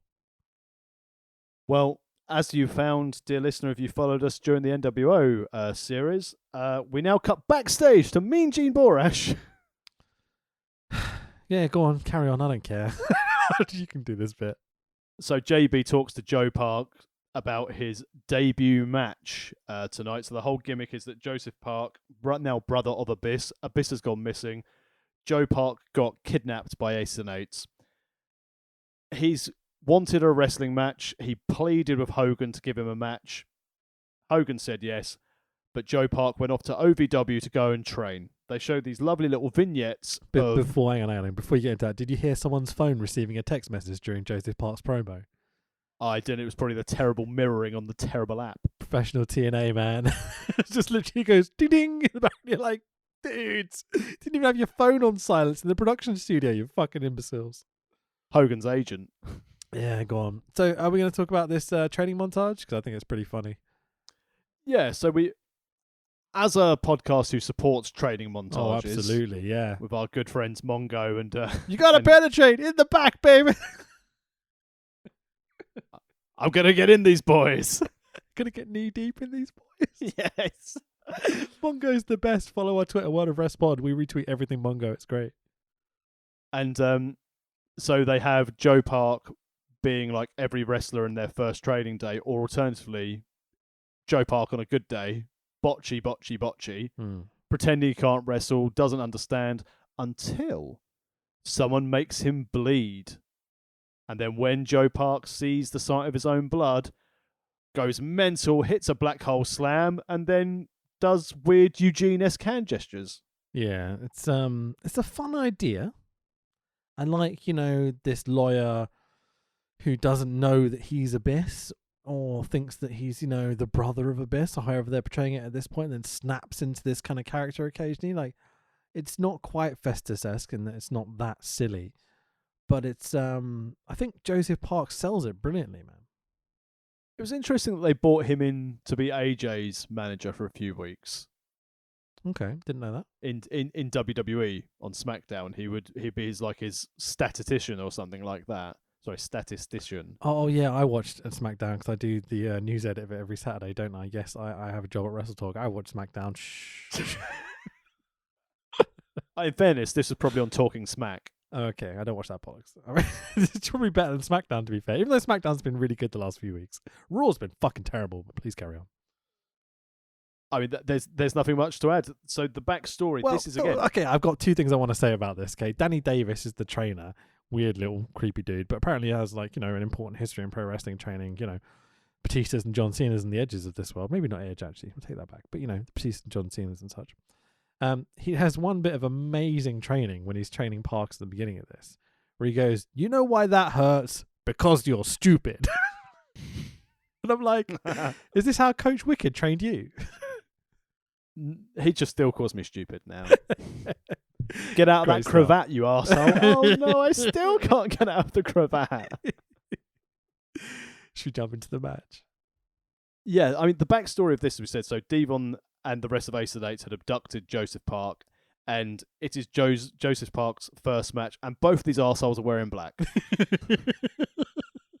I mean, you can pretty much tell who's who, to be fair, though. One's got a god-ass ugly belt. Yeah. Was it the TV belt at this point with the red leather? The maroon leather? TV title. Oh, maroon leather on a fucking ugly gold belt. Oh. But it's a non-title match because, TNA. What he's got to earn it's his first match. You can't expect to go into into a title match. He's not Snoop Dogg doing a frog splash with that skilled execution. Fair point. So the one note I've got here about the entrance wage is that Devon's obviously been for a ride in a roller coaster because he's coming out the wrong side of the impact zone. Sorry, I'm late, guys. I was just having to get some nachos. It's Universal Studios, isn't it? I like how for this entrance ramp. Well, sorry, the Ace and Eights clubhouse. They've got a nice little carpet. Yeah, like an entranceway. It's laid out for them. Can't get my boots dirty. I'm a biker. Well, you don't want to strut it into the clubhouse because then Gallows, when he was a prospect, would have had to clean it up. Yeah, fair point. So Devon, let's talk about his gear a little bit. So he's wearing a black turtleneck with a gold chain and a leather waistcoat combo. So he's off to join the village people after this match, right? Yeah. I wrote that joke about 10 times. I was like, I think that's the politest way I can do it, the most reasonable way, right? All I saw with Devon's attire when I started thinking, how are you going to wrestle in this? Yeah, sure. It looks a bit sweaty. Good thing they didn't. Parker's wrestling in a tracksuit. Give him his credit. He is super fucking over, man. The crowd really love this innocent baby face kind of gimmick he's doing. The holiday makers were very much into travelling man who was there for a make-a-wish. Absolutely. I love that Devon, while he's wearing what he's wearing, the pleather with the black turtleneck and the gold chain and shit, it's like, oh, you can't beat me, Joseph Park. So goes into the amateur mount me from behind wrestling position. I'm like, oh, is Mongo about to appear? Oh, it's great. Park does some chain wrestling to a huge pop. The crowd really get into it. I say it's like, you know, an arm lock and a fucking headlock, and that's about it. But it's funny the way they portray it, I would say. Yeah, the takedown, then mounting him on the back and slapping him round the head a bit. The classic, you know, I'll teach you, young boy. See, you know, spots. There you go. This idea continues throughout the match as Devon beats up Park a bit, and then Parks gets like a moment, and the crowd reciprocate by cheering for him. It's good fun. It's good fun for a boring wrestling match. I think that's a fair way of putting it, right? That's a beautiful description of it. Park climbing Brett's rope for a splash. Does an amazing job of selling he doesn't know what he's doing. Goes to climb up it front ways, goes, oh, I don't know how to do this, so turns around and props himself up on the ropes, and then brings his feet up. It's genuinely clever stuff, man. Applause to the character. This is the whole thing with the Joseph Park gimmick. I say we get his name wrong could- every single episode of this pay-per-view now. We just constantly swap between Park and Parks. Good old theme park. I'm pretty sure Hogan got it wrong like every time, so, you know. Well, you know, it's understandable, the number of white people going over on this card. What's that? Hogan's not a racist? I didn't even notice, to be honest, but yeah, you're right. In fairness, Devon wins here, so, you know, Hogan can be, you know, vilified that people of colour, you know, are victorious in Hogan's Wrestling Association. I just fucking hate Hulk Hogan. Park goes nose first into an exposed turnbuckle. A tiny bit of blood coming from Park's nose. Park, As he puts his finger up his nose to give himself a nosebleed in the corner. Isn't that... I mean, yeah, that's how he did it. There was no blading. He was literally just jamming a finger up his nose to get blood. I wondered what they did, because it just looked a bit stupid. It's not like they had a blood pack or a blade or anything. You're telling me that he actually just shoved the finger up his nose to make it bleed a little bit? That is what I am understanding through my research. I mean, okay. He did a pick job. Seems a weird... So Park snaps. Commentary tells us Park is going for his brother's spot. Abyss, am I right? Park... Hey-o. Yeah, exactly. Park comes back to reality suddenly. Devon rolls up Park. 1-2, fuck this company 3. And your winner is Devon. Yikes. And then after the match, for the privilege of winning, he continued to beat down Park. Mean Gene Borash backstage with Tax's favourite wrestler, Austin Aries, is here, mate. What did you think about this? He can cut a promo. So He's not the greatest man that ever lived. Yeah, fucking name. Aries and Rude are going to take out Jeff Jarrett together. They have an agreement. Jeff for this. Hardy. Dude, I said Jarrett. Double J's not there. JARRE-T. At least that would have been entertaining. Yeah, I wish Jeff Jarrett was here. Not Yeah. enough Jeff Jarrett in this run of TNA. Fucking A. Can we talk about A double for a little bit? I'd rather we didn't, but we should probably for the, you know, he's in the main event. So you got double A on Anderson. And, you know, Austin Aries has gone, hey, look at me. I've got 2 A's on my name. I'll call myself double A. Oh, can't do that. What shall I do? A double. A double what? Basically, you go and try and buy batteries in Lidl, and due to naming convention, you've now got to have an A double rather than a double A to put in your camera. Yeah. It's really fucking stupid. I always hated it. It just sounds so awkward. I've never got it. Yep. I've never got Austin Aries as a character, as an in-ring. I said his promo is, you know, he can talk on a microphone. He's got shit tattoos. He's got a small man complex, and I've never really rated his work. During this run of TNA, I would say the year before this, when I was still kind of watching TNA, he was one of the highlights for me, and I think his matches were of a high quality, and I liked his heel character. They're 4-star matches.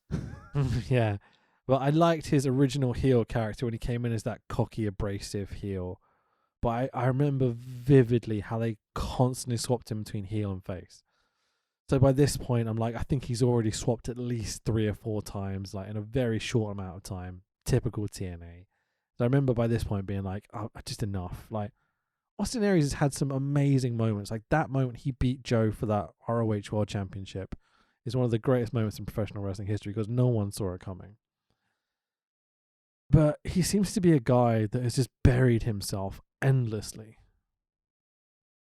The whole falling out with WWE about not getting his match with Pac on the DVD.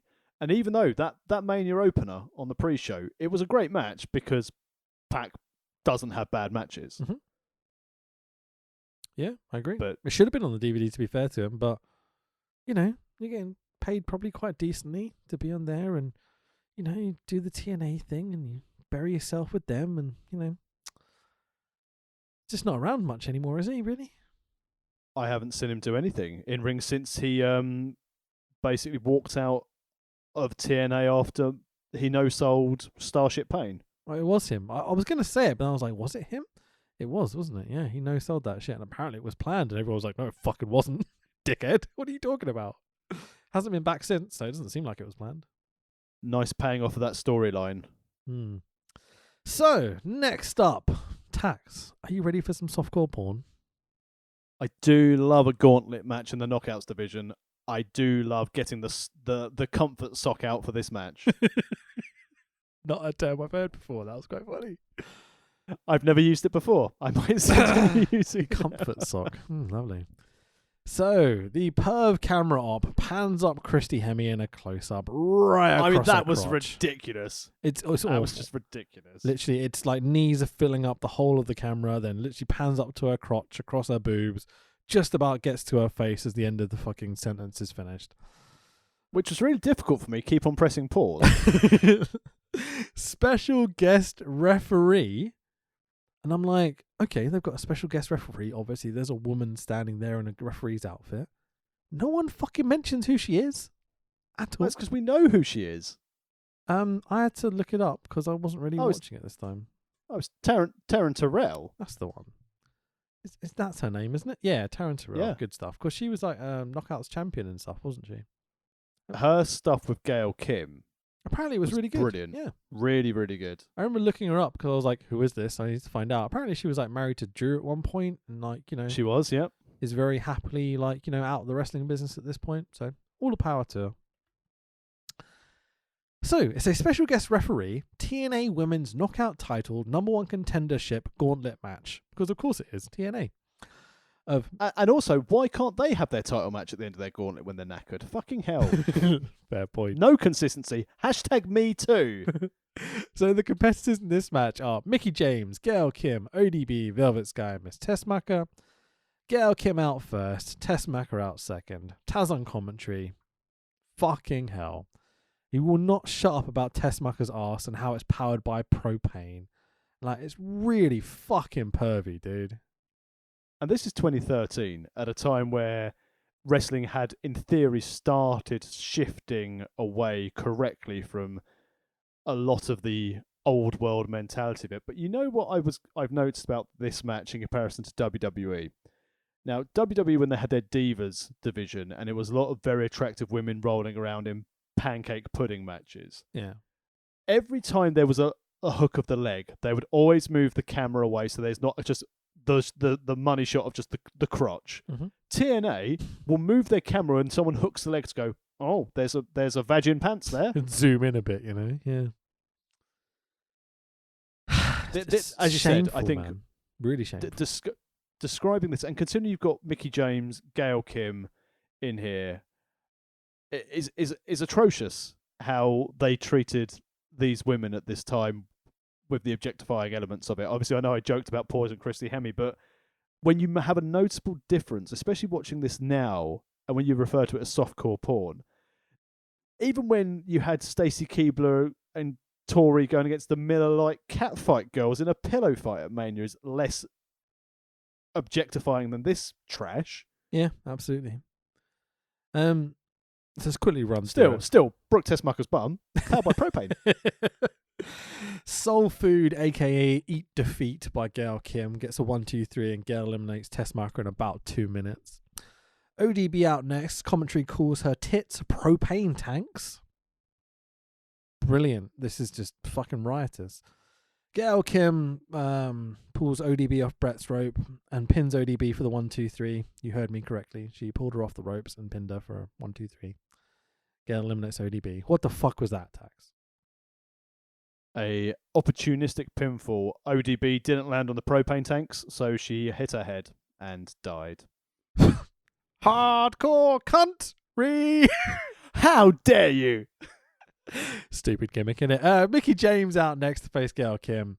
They actually Mickey James' album recorded by Dixie Carter's husband is a fucking banger. How dare you? They actually do some wrestling here. These two are fucking great. Can we not just have these two wrestling on pay-per-view, you know? But hold on. Did Mickey James forget her gear? Yeah, she was just wearing like a shirt and a pair of shorts or something, wasn't she? Like jean shorts, right? I know she's hardcore country, and I looked at the boots and I was like, they will not support your ankle. Sure.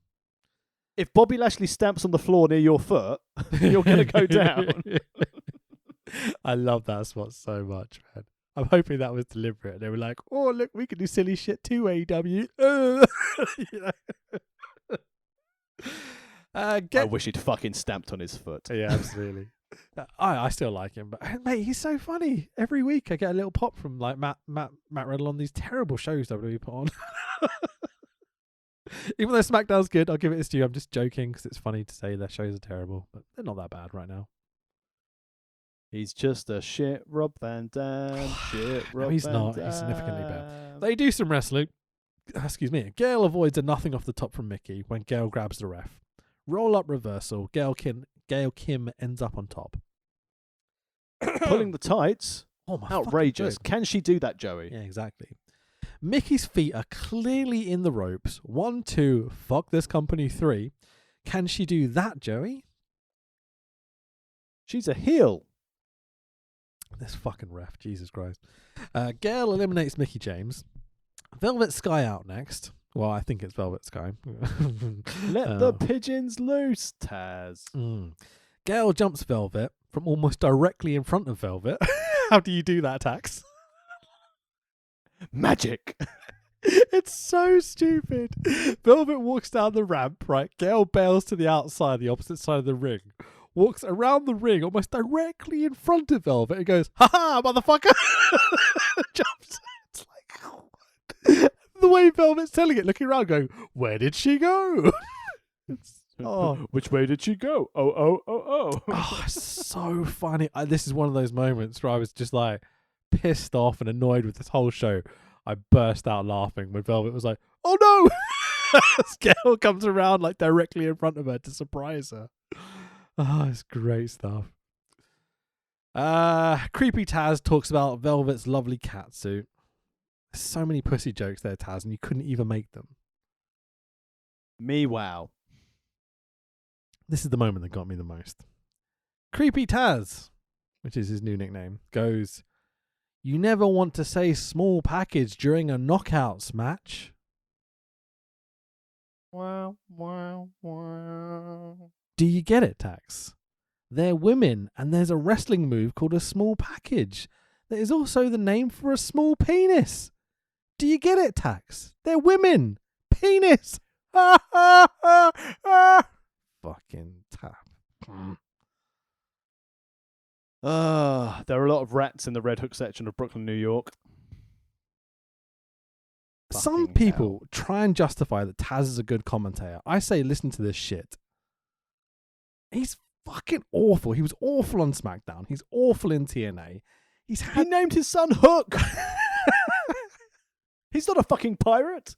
That's like, what's it? Paul Burchill. Roofy. Oh, that's a good joke if you've seen Hook. Obviously not. God's sake. Anyway, creepy Taz, man. Fucking enough already. Gail chats shit to the ref. Velvet has Gail hits her shit-ass version of a pedigree called the In Yo Face. Todd tells us on commentary. Thank you, Todd. Gail Kim has her foot under the bottom rope for the second time in the fucking match. The ref counts 1, 2, fucking TNA 3.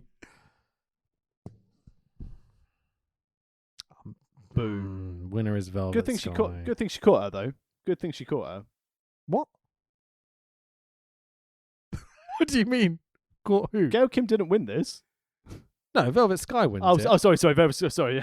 Gail Kim's feet are under the bottom ropes. Yeah. And the ref counts 1, 2, fucking 3 for the second time in the match. I did some research into this, and Taryn Terrell does not have a referee's license. She had been down in OVW with Joe Park just to find out how to ref. Anyway, number 1 contender, Velvet Sky. Moving on. Just horrific in every sense, this. Terrible. Sorry, we get a good promo now. We're halfway through the show. I'd completely lost it by this point. Had to take a very long break. Of course, we now go backstage to Jeremy fucking Borash, Mean Gene Borash. Hogan announced via Dixie Carter's Twitter that James Storm will be wrestling Chris Daniels, because that's how we do wrestling now. What? On the Twitter machine. Hogan announcing via Dixie's Twitter that James Storm's going to be wrestling Chris Daniels. Should we just say it again? Hulk Hogan. Hogan doesn't want TNA shit on his timeline. No one will read it. Hulk Hogan's like, hey, Dixie, can I borrow your phone for a minute? I'm going to announce a wrestling match for the upcoming pay-per-view. Hang on, just scroll through those pictures. What are you and Serge doing? Fucking idiots. These fucking morons, Tax. They're up on social media, Rich. They know what they're doing. So, I love Christopher Daniels, right? We can all agree Christopher Daniels is a really fucking good professional wrestler and a very important professional wrestler, right? Wasn't it great how you got to call a Chris Daniels match on commentary? I'm a OWE? lucky boy. Thank you very much, Mr. Tags Williams. That was a pleasure. He's a bit of a mess of gimmicks at this point. Anyone with an Appletini gets my vote. I agree. But he's got military medals on a pleather jacket with occult stuff on his tights. He's the ring general. He's got an Appletini. He's the fallen angel. He's got a tag team partner in Frankie Kazarian, who's now his manager because he has manager papers. It's like, okay, do we realise we have Chris Daniels here? He doesn't need all this shit as well. We can just have Chris Daniels be a very good wrestler, you know? Again, Bischoff and Hogan, like they did to AJ, they didn't think Chris Daniels could cut it being the fallen angel or just Chris Daniels. Fucking stupid, man. His promo here. Do you want to talk about this? So Daniels basically mocked Storm for his speech, his fans, and his wardrobe. So covering all the basic bullying techniques. Highlighted that Kaz had got his manager's license for tonight, so he can be at ringside. So it's good to know that TNA have this real official administrative procedure where if you want to be a manager and be at ringside, you must have paperwork. Because in fairness, we've not seen any managers yet, so obviously only Kaz has applied. Yeah. Daniel says that they're going to be an inspiration to children everywhere. He's going to finish his drink, his Appletini, head back to the ring to shake his ass, then kick Storm's ass, and then Daniel says Storms won't win the title shot, but he may worship them. Now! And off they go. It's great heel work here, man. Doing the best he can to get himself over as a heel. Really loved it. I'm James Storm. Literally doing like, you know, James Storm, the slack jawed looker. It's really good stuff, man. I'm going to go meet someone down in the bayou. Down my bar. Me like CD? Me young buck. TNA World Heavyweight Championship #1 contenders match of Christopher Daniels with Kazarian versus James Storm. I've got to say, James Storm's entrance is pretty fucking awesome. James Storm at this time was great, and it would have been nice had he stuck around in NXT. I think he'd have had a decent run there. Yeah, maybe. And as seen on all the documentaries recently, and I think it was also noted on Wrestle Talk, that AJ's music in WWE was meant for James Storm.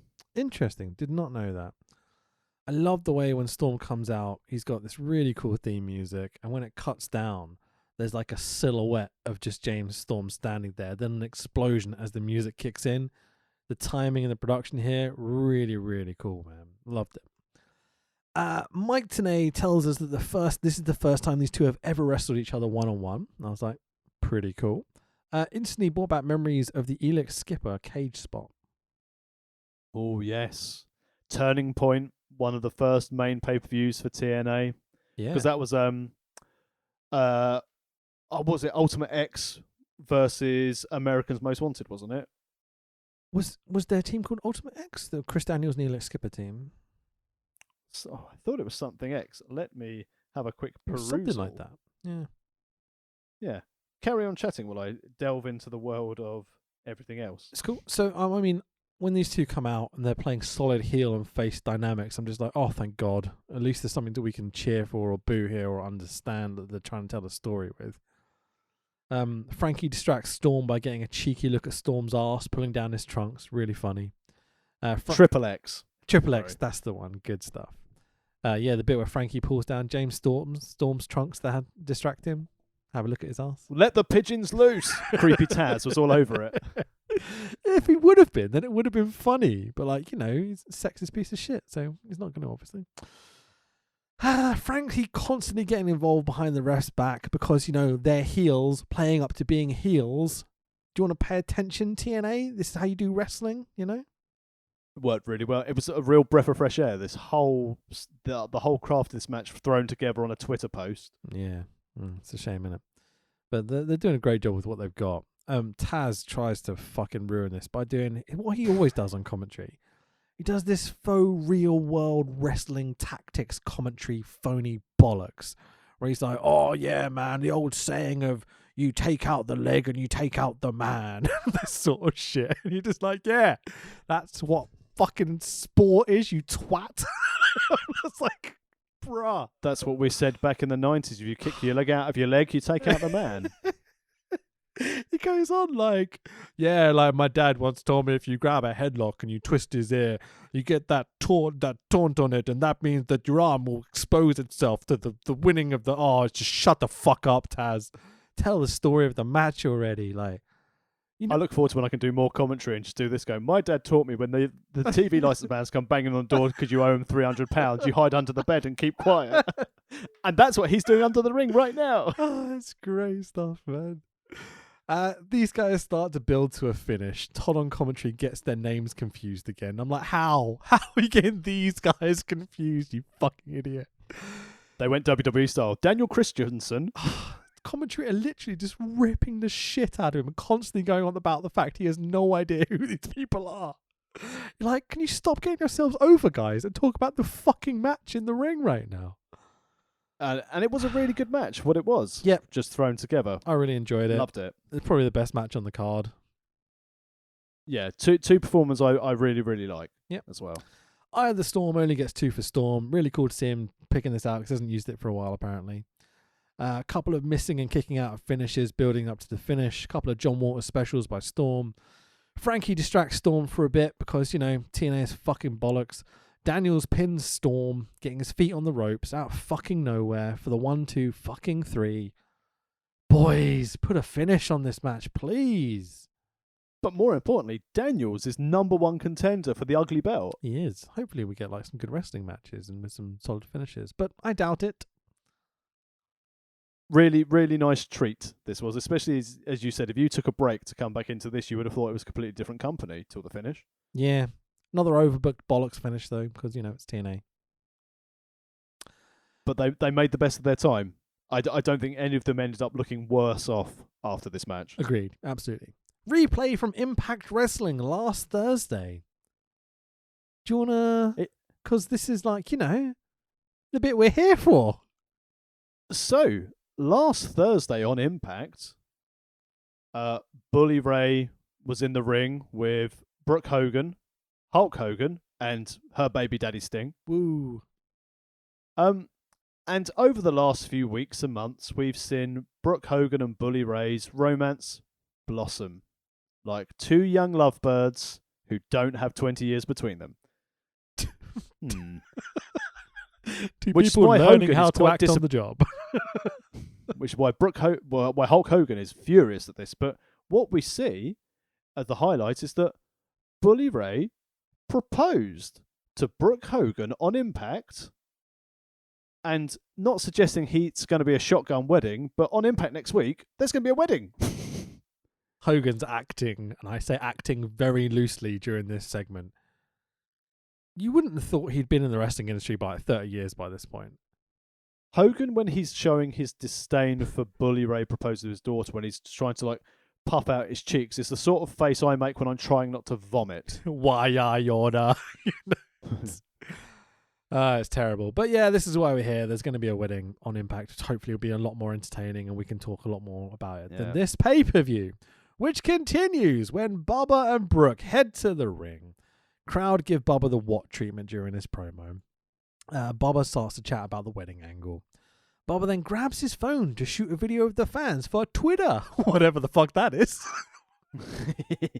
On his Twitter machine. And as he's like going, "Are you all going to come to the wedding?" He's panning across the crowd. Taz goes, "Oh, he didn't hit record." And I'm like, oh, wait a sec. I tried so hard to analyze whether he'd hit record or not on the phone. I'm 90% sure he didn't hit record. He doesn't want that shit on his Twitter, all these holiday makers. I tried to look into it, but I don't think this sort of history of Twitter still exists. I think they've deleted it by this point. I couldn't find it anywhere. Or he just never posted it. I would say Bully Ray jokes about Lady Gaga and the Stones coming to his wedding, and then Good luck with that, dickhead. Brooke whispers a name to him, and he says, "Fucking hell, no, we can't invite Taz." And then they invite everyone to the wedding, so they can all be there at Impact. So provided they don't have flights home tomorrow, they can come to the wedding on Thursday. And that was a TNA segment, everyone. Hooray. Aces and Eights. Now, go on. I was going to say, before you go on, so there's going to be a wedding on Impact, which is going to be on next week's episode of World of Wrestling Podcast. It will be, yeah. Do you think there's going to be any problems with this wedding? Nah, it's wrestling. Weddings go great, don't they? Into our co-main event now then. Woohoo! Aces and Eights video package. Basically, they were masked. Now some of them have been unmasked. They're feuding with the Stinger. Good storytelling. Sting versus the DOC of the Gallows variety. Doc coming out from the roller coaster's entrance. Doc holds up the gang sign. I'm like, okay, I can see what you're doing here. It's like the OK gesture, but with both hands all having their fingers extended. So it looks like an A, and there's 8 fingers in the air. Get it? Doesn't look very cool, but okay. Neither's their biker gang. Exactly. Tax, would you like to go over, well, whatever the fuck this was? Well, let's just say walk and brawl would be a lot of, quite a compliment for this. So Doc hits the floor and attacks Sting as he enters the arena, because obviously we've got 2 separate entrances, one for the TNA guys and one for the Sons of... Don't you dare. Don't you fucking dare call them NWO. How dare you, sir? I'll call them the Sons of Eights. Yeah, there we go. They brawl into the crowd. That's even insulting, because Sons of Anarchy was quite a good show until the end. Fucking that last episode was stupid, wasn't it? But, yeah, this is fucking awful. And also, fucking hell, the acceleration would just drop off the bike if you're going no-handed. You just fall under the lorry. Yeah, fucking and it would go over you because the Arctic was so big, and you'd go, fuck. We've done all this storytelling. What's going to happen? Really? That's what we're going to end the show with. Yep. Okay. See ya. Good thing we've got our Mexican spin-off coming in 5 years' time. Which I've still not watched, so don't spoil it for me. I might watch it one day. That's good. It's quite good. Cool. Anyway, so they brawl into the crowd, and then some members of Aces and Eights attack Sting. Bring. Luckily, the ref is Luckily, the ref is very polite and says, "Excuse me, chaps, please do you mind leaving? This is a one-on-one match between Luke Gallows and the Stinger." Yeah. And they do. So they leave politely. And Gallows takes control. They head back into the ring. It's my new gimmick. I love it. Gallows goes for the cover and then tries to intimidate the referee, Sam Crow style. Basically, after they walked and brawled, they get back in the ring. Sting tries to work the legs of Gallows, but Doc takes control and goes for more covers. A couple of rest holds here and there.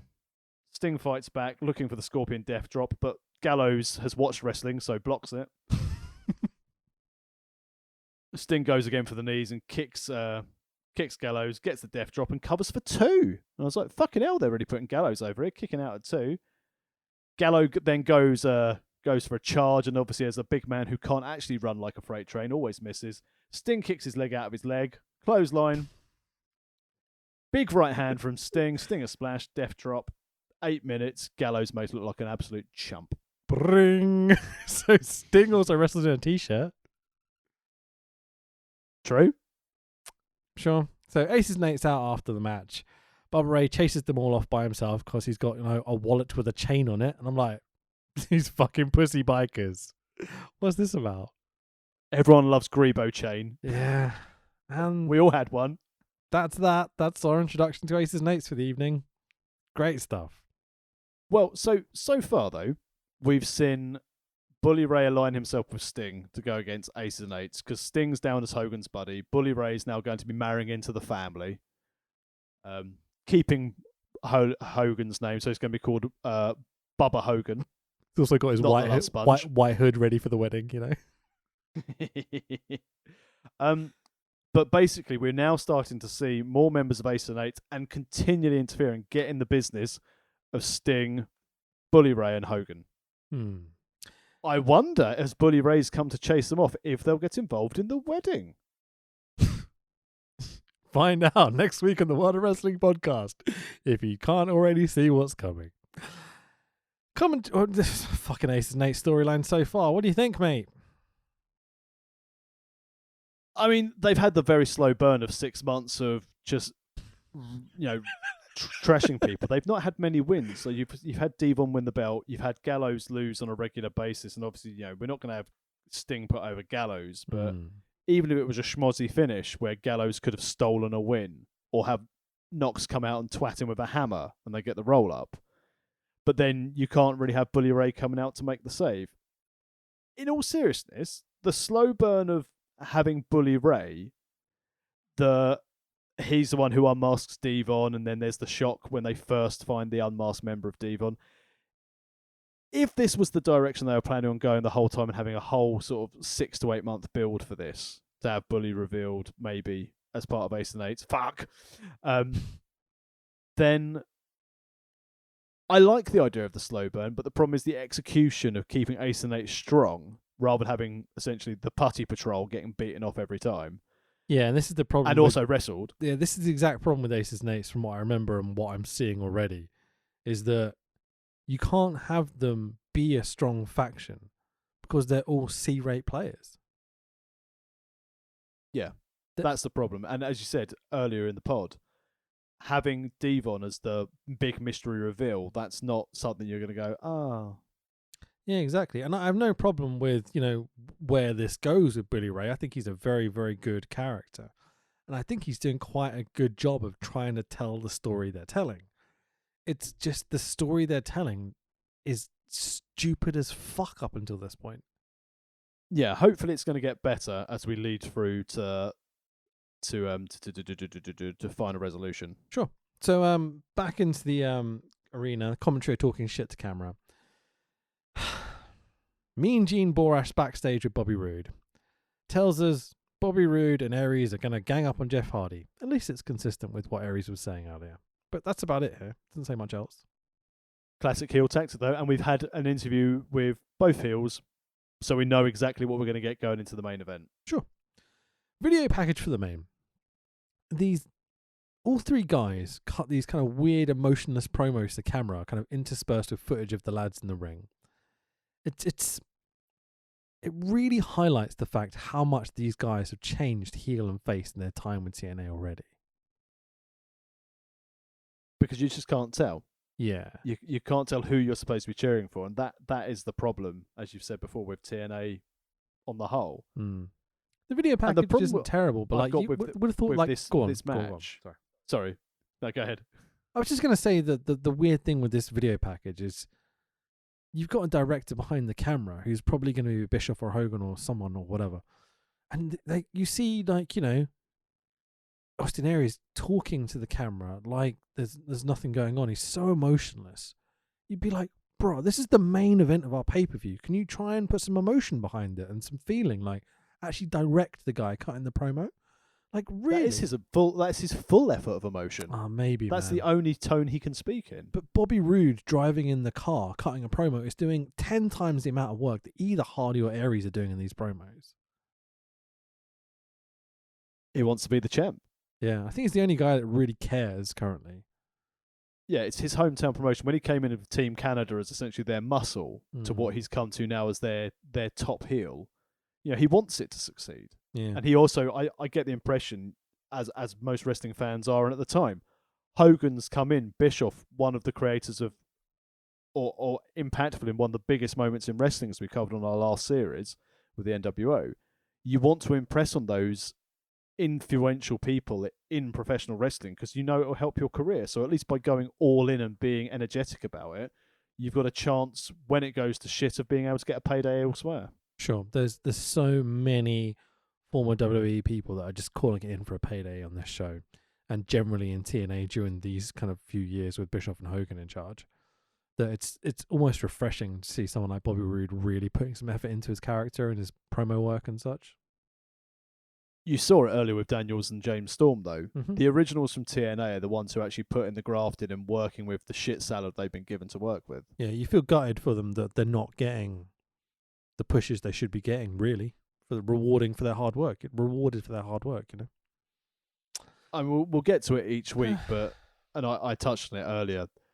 The fact that these guys could have been legit main eventers in this second level company to WWE, where people could still make a living, still be on Spike TV, because let's be honest, WWE is a premier wrestling company because it's a brand.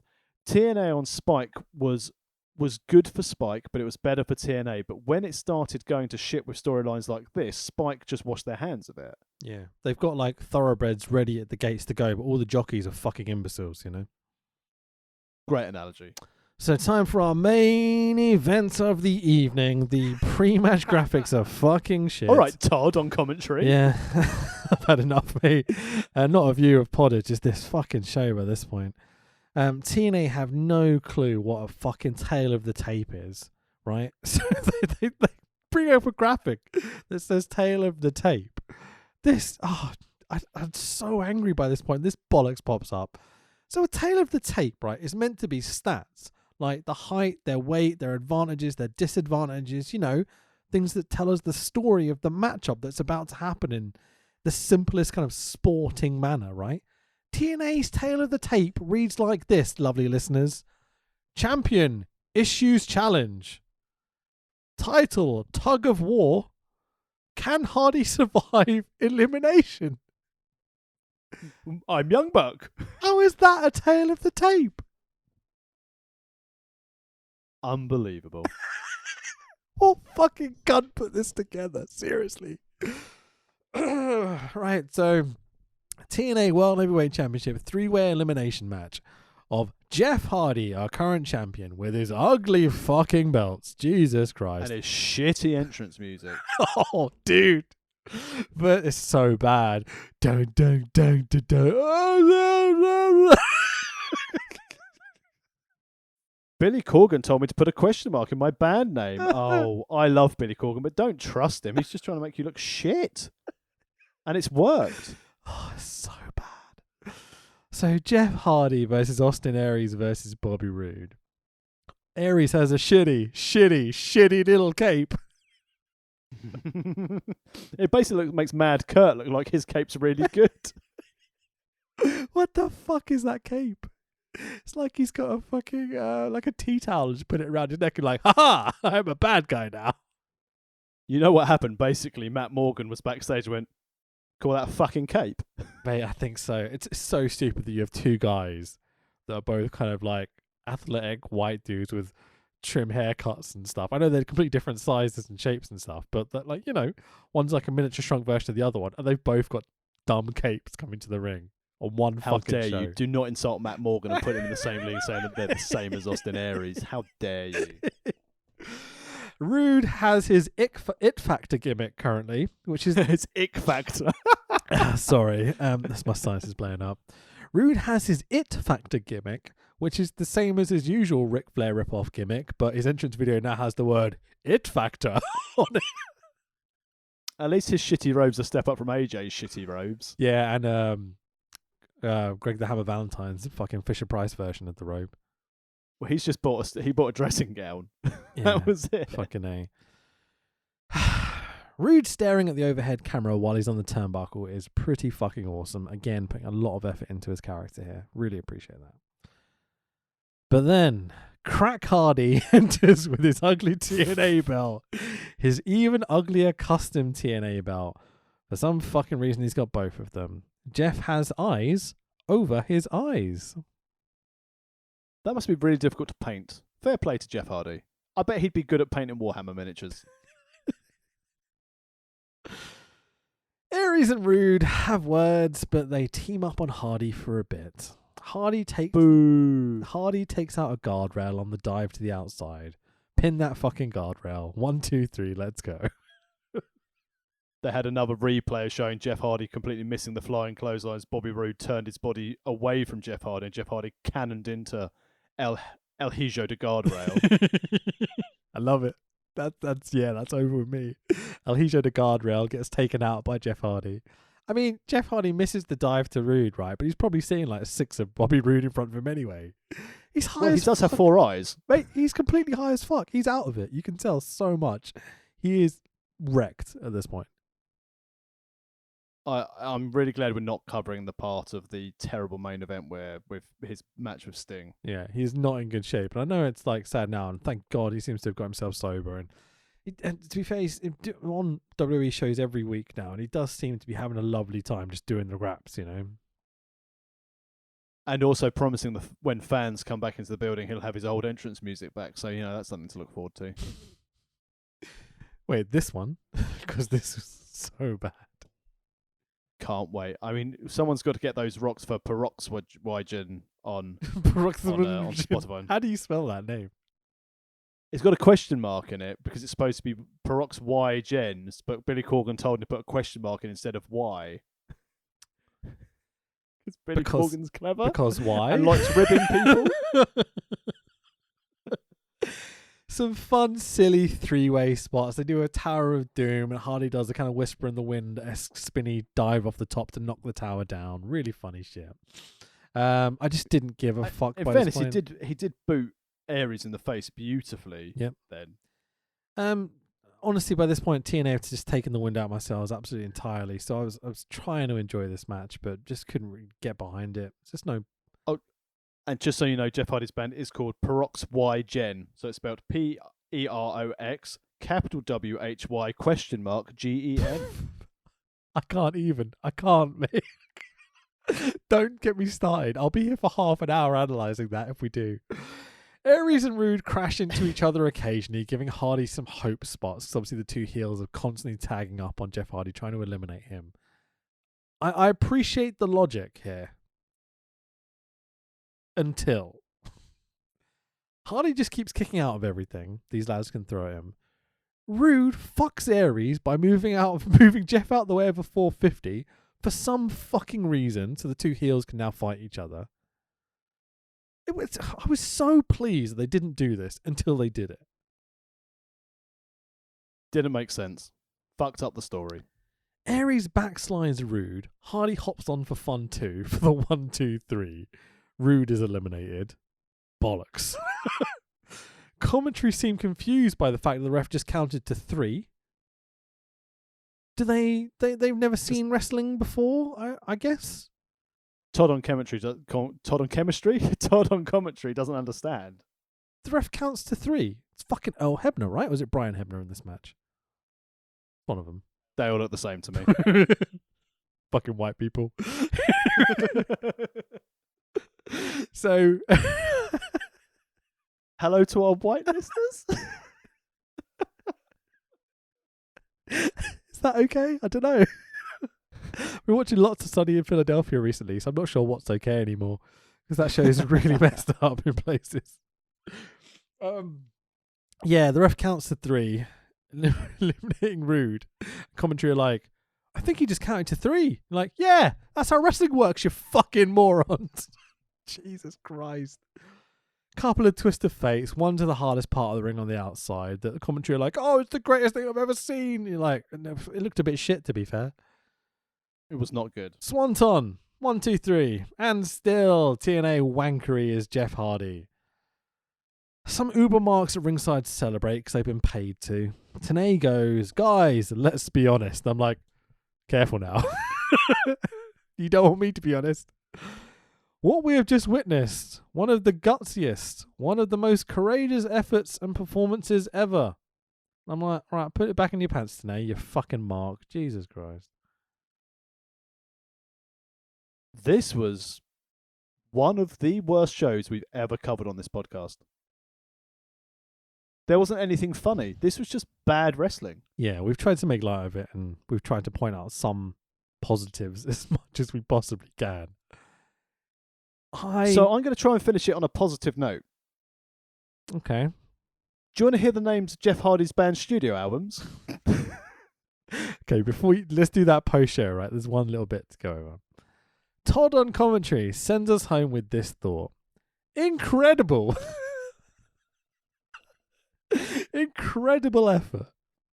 You Google resiliency, the first thing that pops up. Guess what he's going to say, commentator, listeners. You Google resiliency. The first thing that pops up on the search is going to be World Heavyweight Champion Jeff Hardy. And I'm like, bruh, do you want to use more of a shitty cliche to finish the show? That's how he finishes the show. He does the classic, mate, if you Google wankery, you'll get you. Ha ha ha ha ha. Actually, if you Google it, it comes up with resiliency, peaceful living wellness online magazine. Yeah. The capacity to recover quickly from difficulties, toughness. 2, the ability of the substance or object to spring back into shape. Things that TNA could never do. Oh dear. Fuck this company, -5 stars. Carry on. What were you going to say? Jeff Hardy's band. So we'll come back to Ace and Eights next week and hope we've actually got something funny to do it. But let's finish off on a light note. Did you know that Jeff Hardy's band has had 3 studio albums? Okay. Is it all just Jeff Hardy doing the instruments, or are there actually other musicians? Oh, there's other musicians. Current band members include Jeff Hardy, Junior Merrill, Dale Oliver, Bobby Huff, and John Mark Painter. I assume he is an artist. Are these all just Jeff Hardy in different shitty masks with different shitty and umbrellas and walking sticks? If you click on the link to go to the band website, peroxygenrocks.com, amazing. It's blank and it just says Junior was here, which I assume is one of his band members called Junior Merrill. But did you know one of the past members of this band was Shannon Moore? I'm not surprised. Do you think he looks like he gives a fuck? Way! Studio album names, get ready for the level of... they're described as alternative rock, alternative metal, post-grunge, indie, acoustic, gothic rock, and they're signed to the TNA Knockout Music label. The 3 studio albums, released every 2 years. I'm disappointed he stopped after 2017. Whoa, hang on. You're skipping over some quality here. TNA Knockouts music label? TNA Knockouts Music LLC is an American record label operated by Total Nonstop Action Wrestling, primarily as a platform to release entrance themes of the promotion's wrestling personalities. Do the bands have to wear like slutty uniforms and finish their albums in 3 minutes? The founder of this company is JFF JARRETT. Of course it is. Dale Oliver is also the head of music, so that's why he's involved in Jeff Hardy's bands. Right. And they've released quite a lot, including an album called Taryn Terrell's Hot Mess. Is that what they're calling it nowadays? I'm pretty sure the camera panned over that at one point, didn't it? Flange. And I'm pretty sure the flanger pedal was used a lot on Jeff Hardy's first album, Plurality of Worlds. So, there's more than one. So, the second album. Wait, hang on. Plurality of worlds would be the descriptive nature of more than one world. Okay, it's got some sort of logic to it, I guess. Okay, the second album, released in 2015, Within the Cygnus Rift. Don't know what that is. It sounds like a bad Marvel character. Well, don't worry. If you were looking for a good album title, look no further than Peroxygen's 2017 release, Procession of the Equinoxes. The pluralization of equinox. With the Lone Rangers. And while I'm going to go and bathe in my equinoxes now, where can people find you on social media? Fucking hell. I am at FanboyRich on Twitter. Follow us at World of Rest Pod on Twitter is the best place to communicate with us for the pod. worldofwrestlingpodcast.com is a good place to find all the stuff you need, including links to our new merch, which is fucking awesome. Where can they find yourself, Mr. Tex Williams? I'm at the Tex Williams on YouTube, MySpace, Bebo. Because you're not allowed on the other platforms anymore. Is that why? Yeah, me and Trump have both been removed. Hello, our white audience.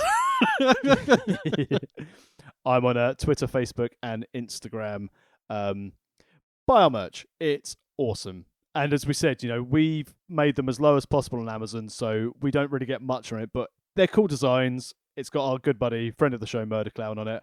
And if you're a new listener and you've come back from WCW, sometimes there are shows we cover that the wrestling is downright shit. 0 cornflakes in the cereal ratings for me this week.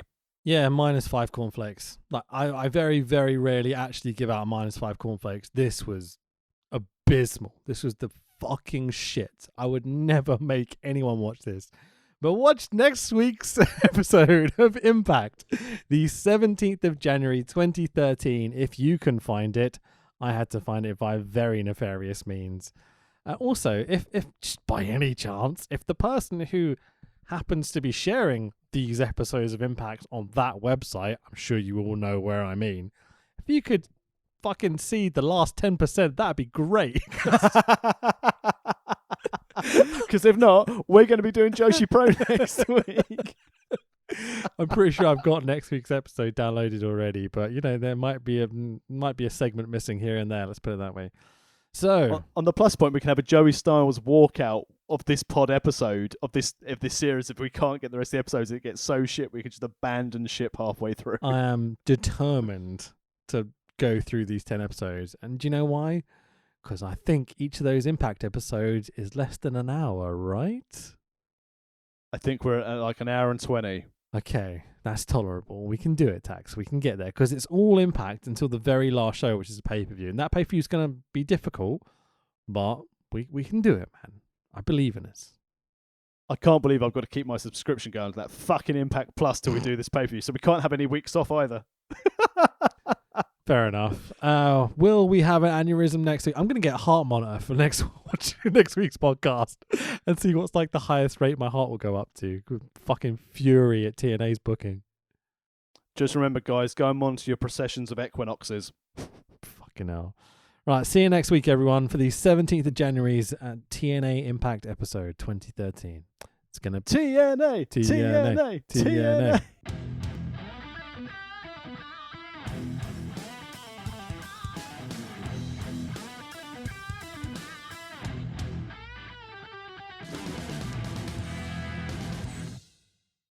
The louder you guys are, the better the wrestlers will perform for you tonight. And that's why I kicked your leg out of your leg. We're tough. We can take it, baby. You got to penetrate in the back, baby. Oh, I can see what you're talking. Wait just a minute. Bonito!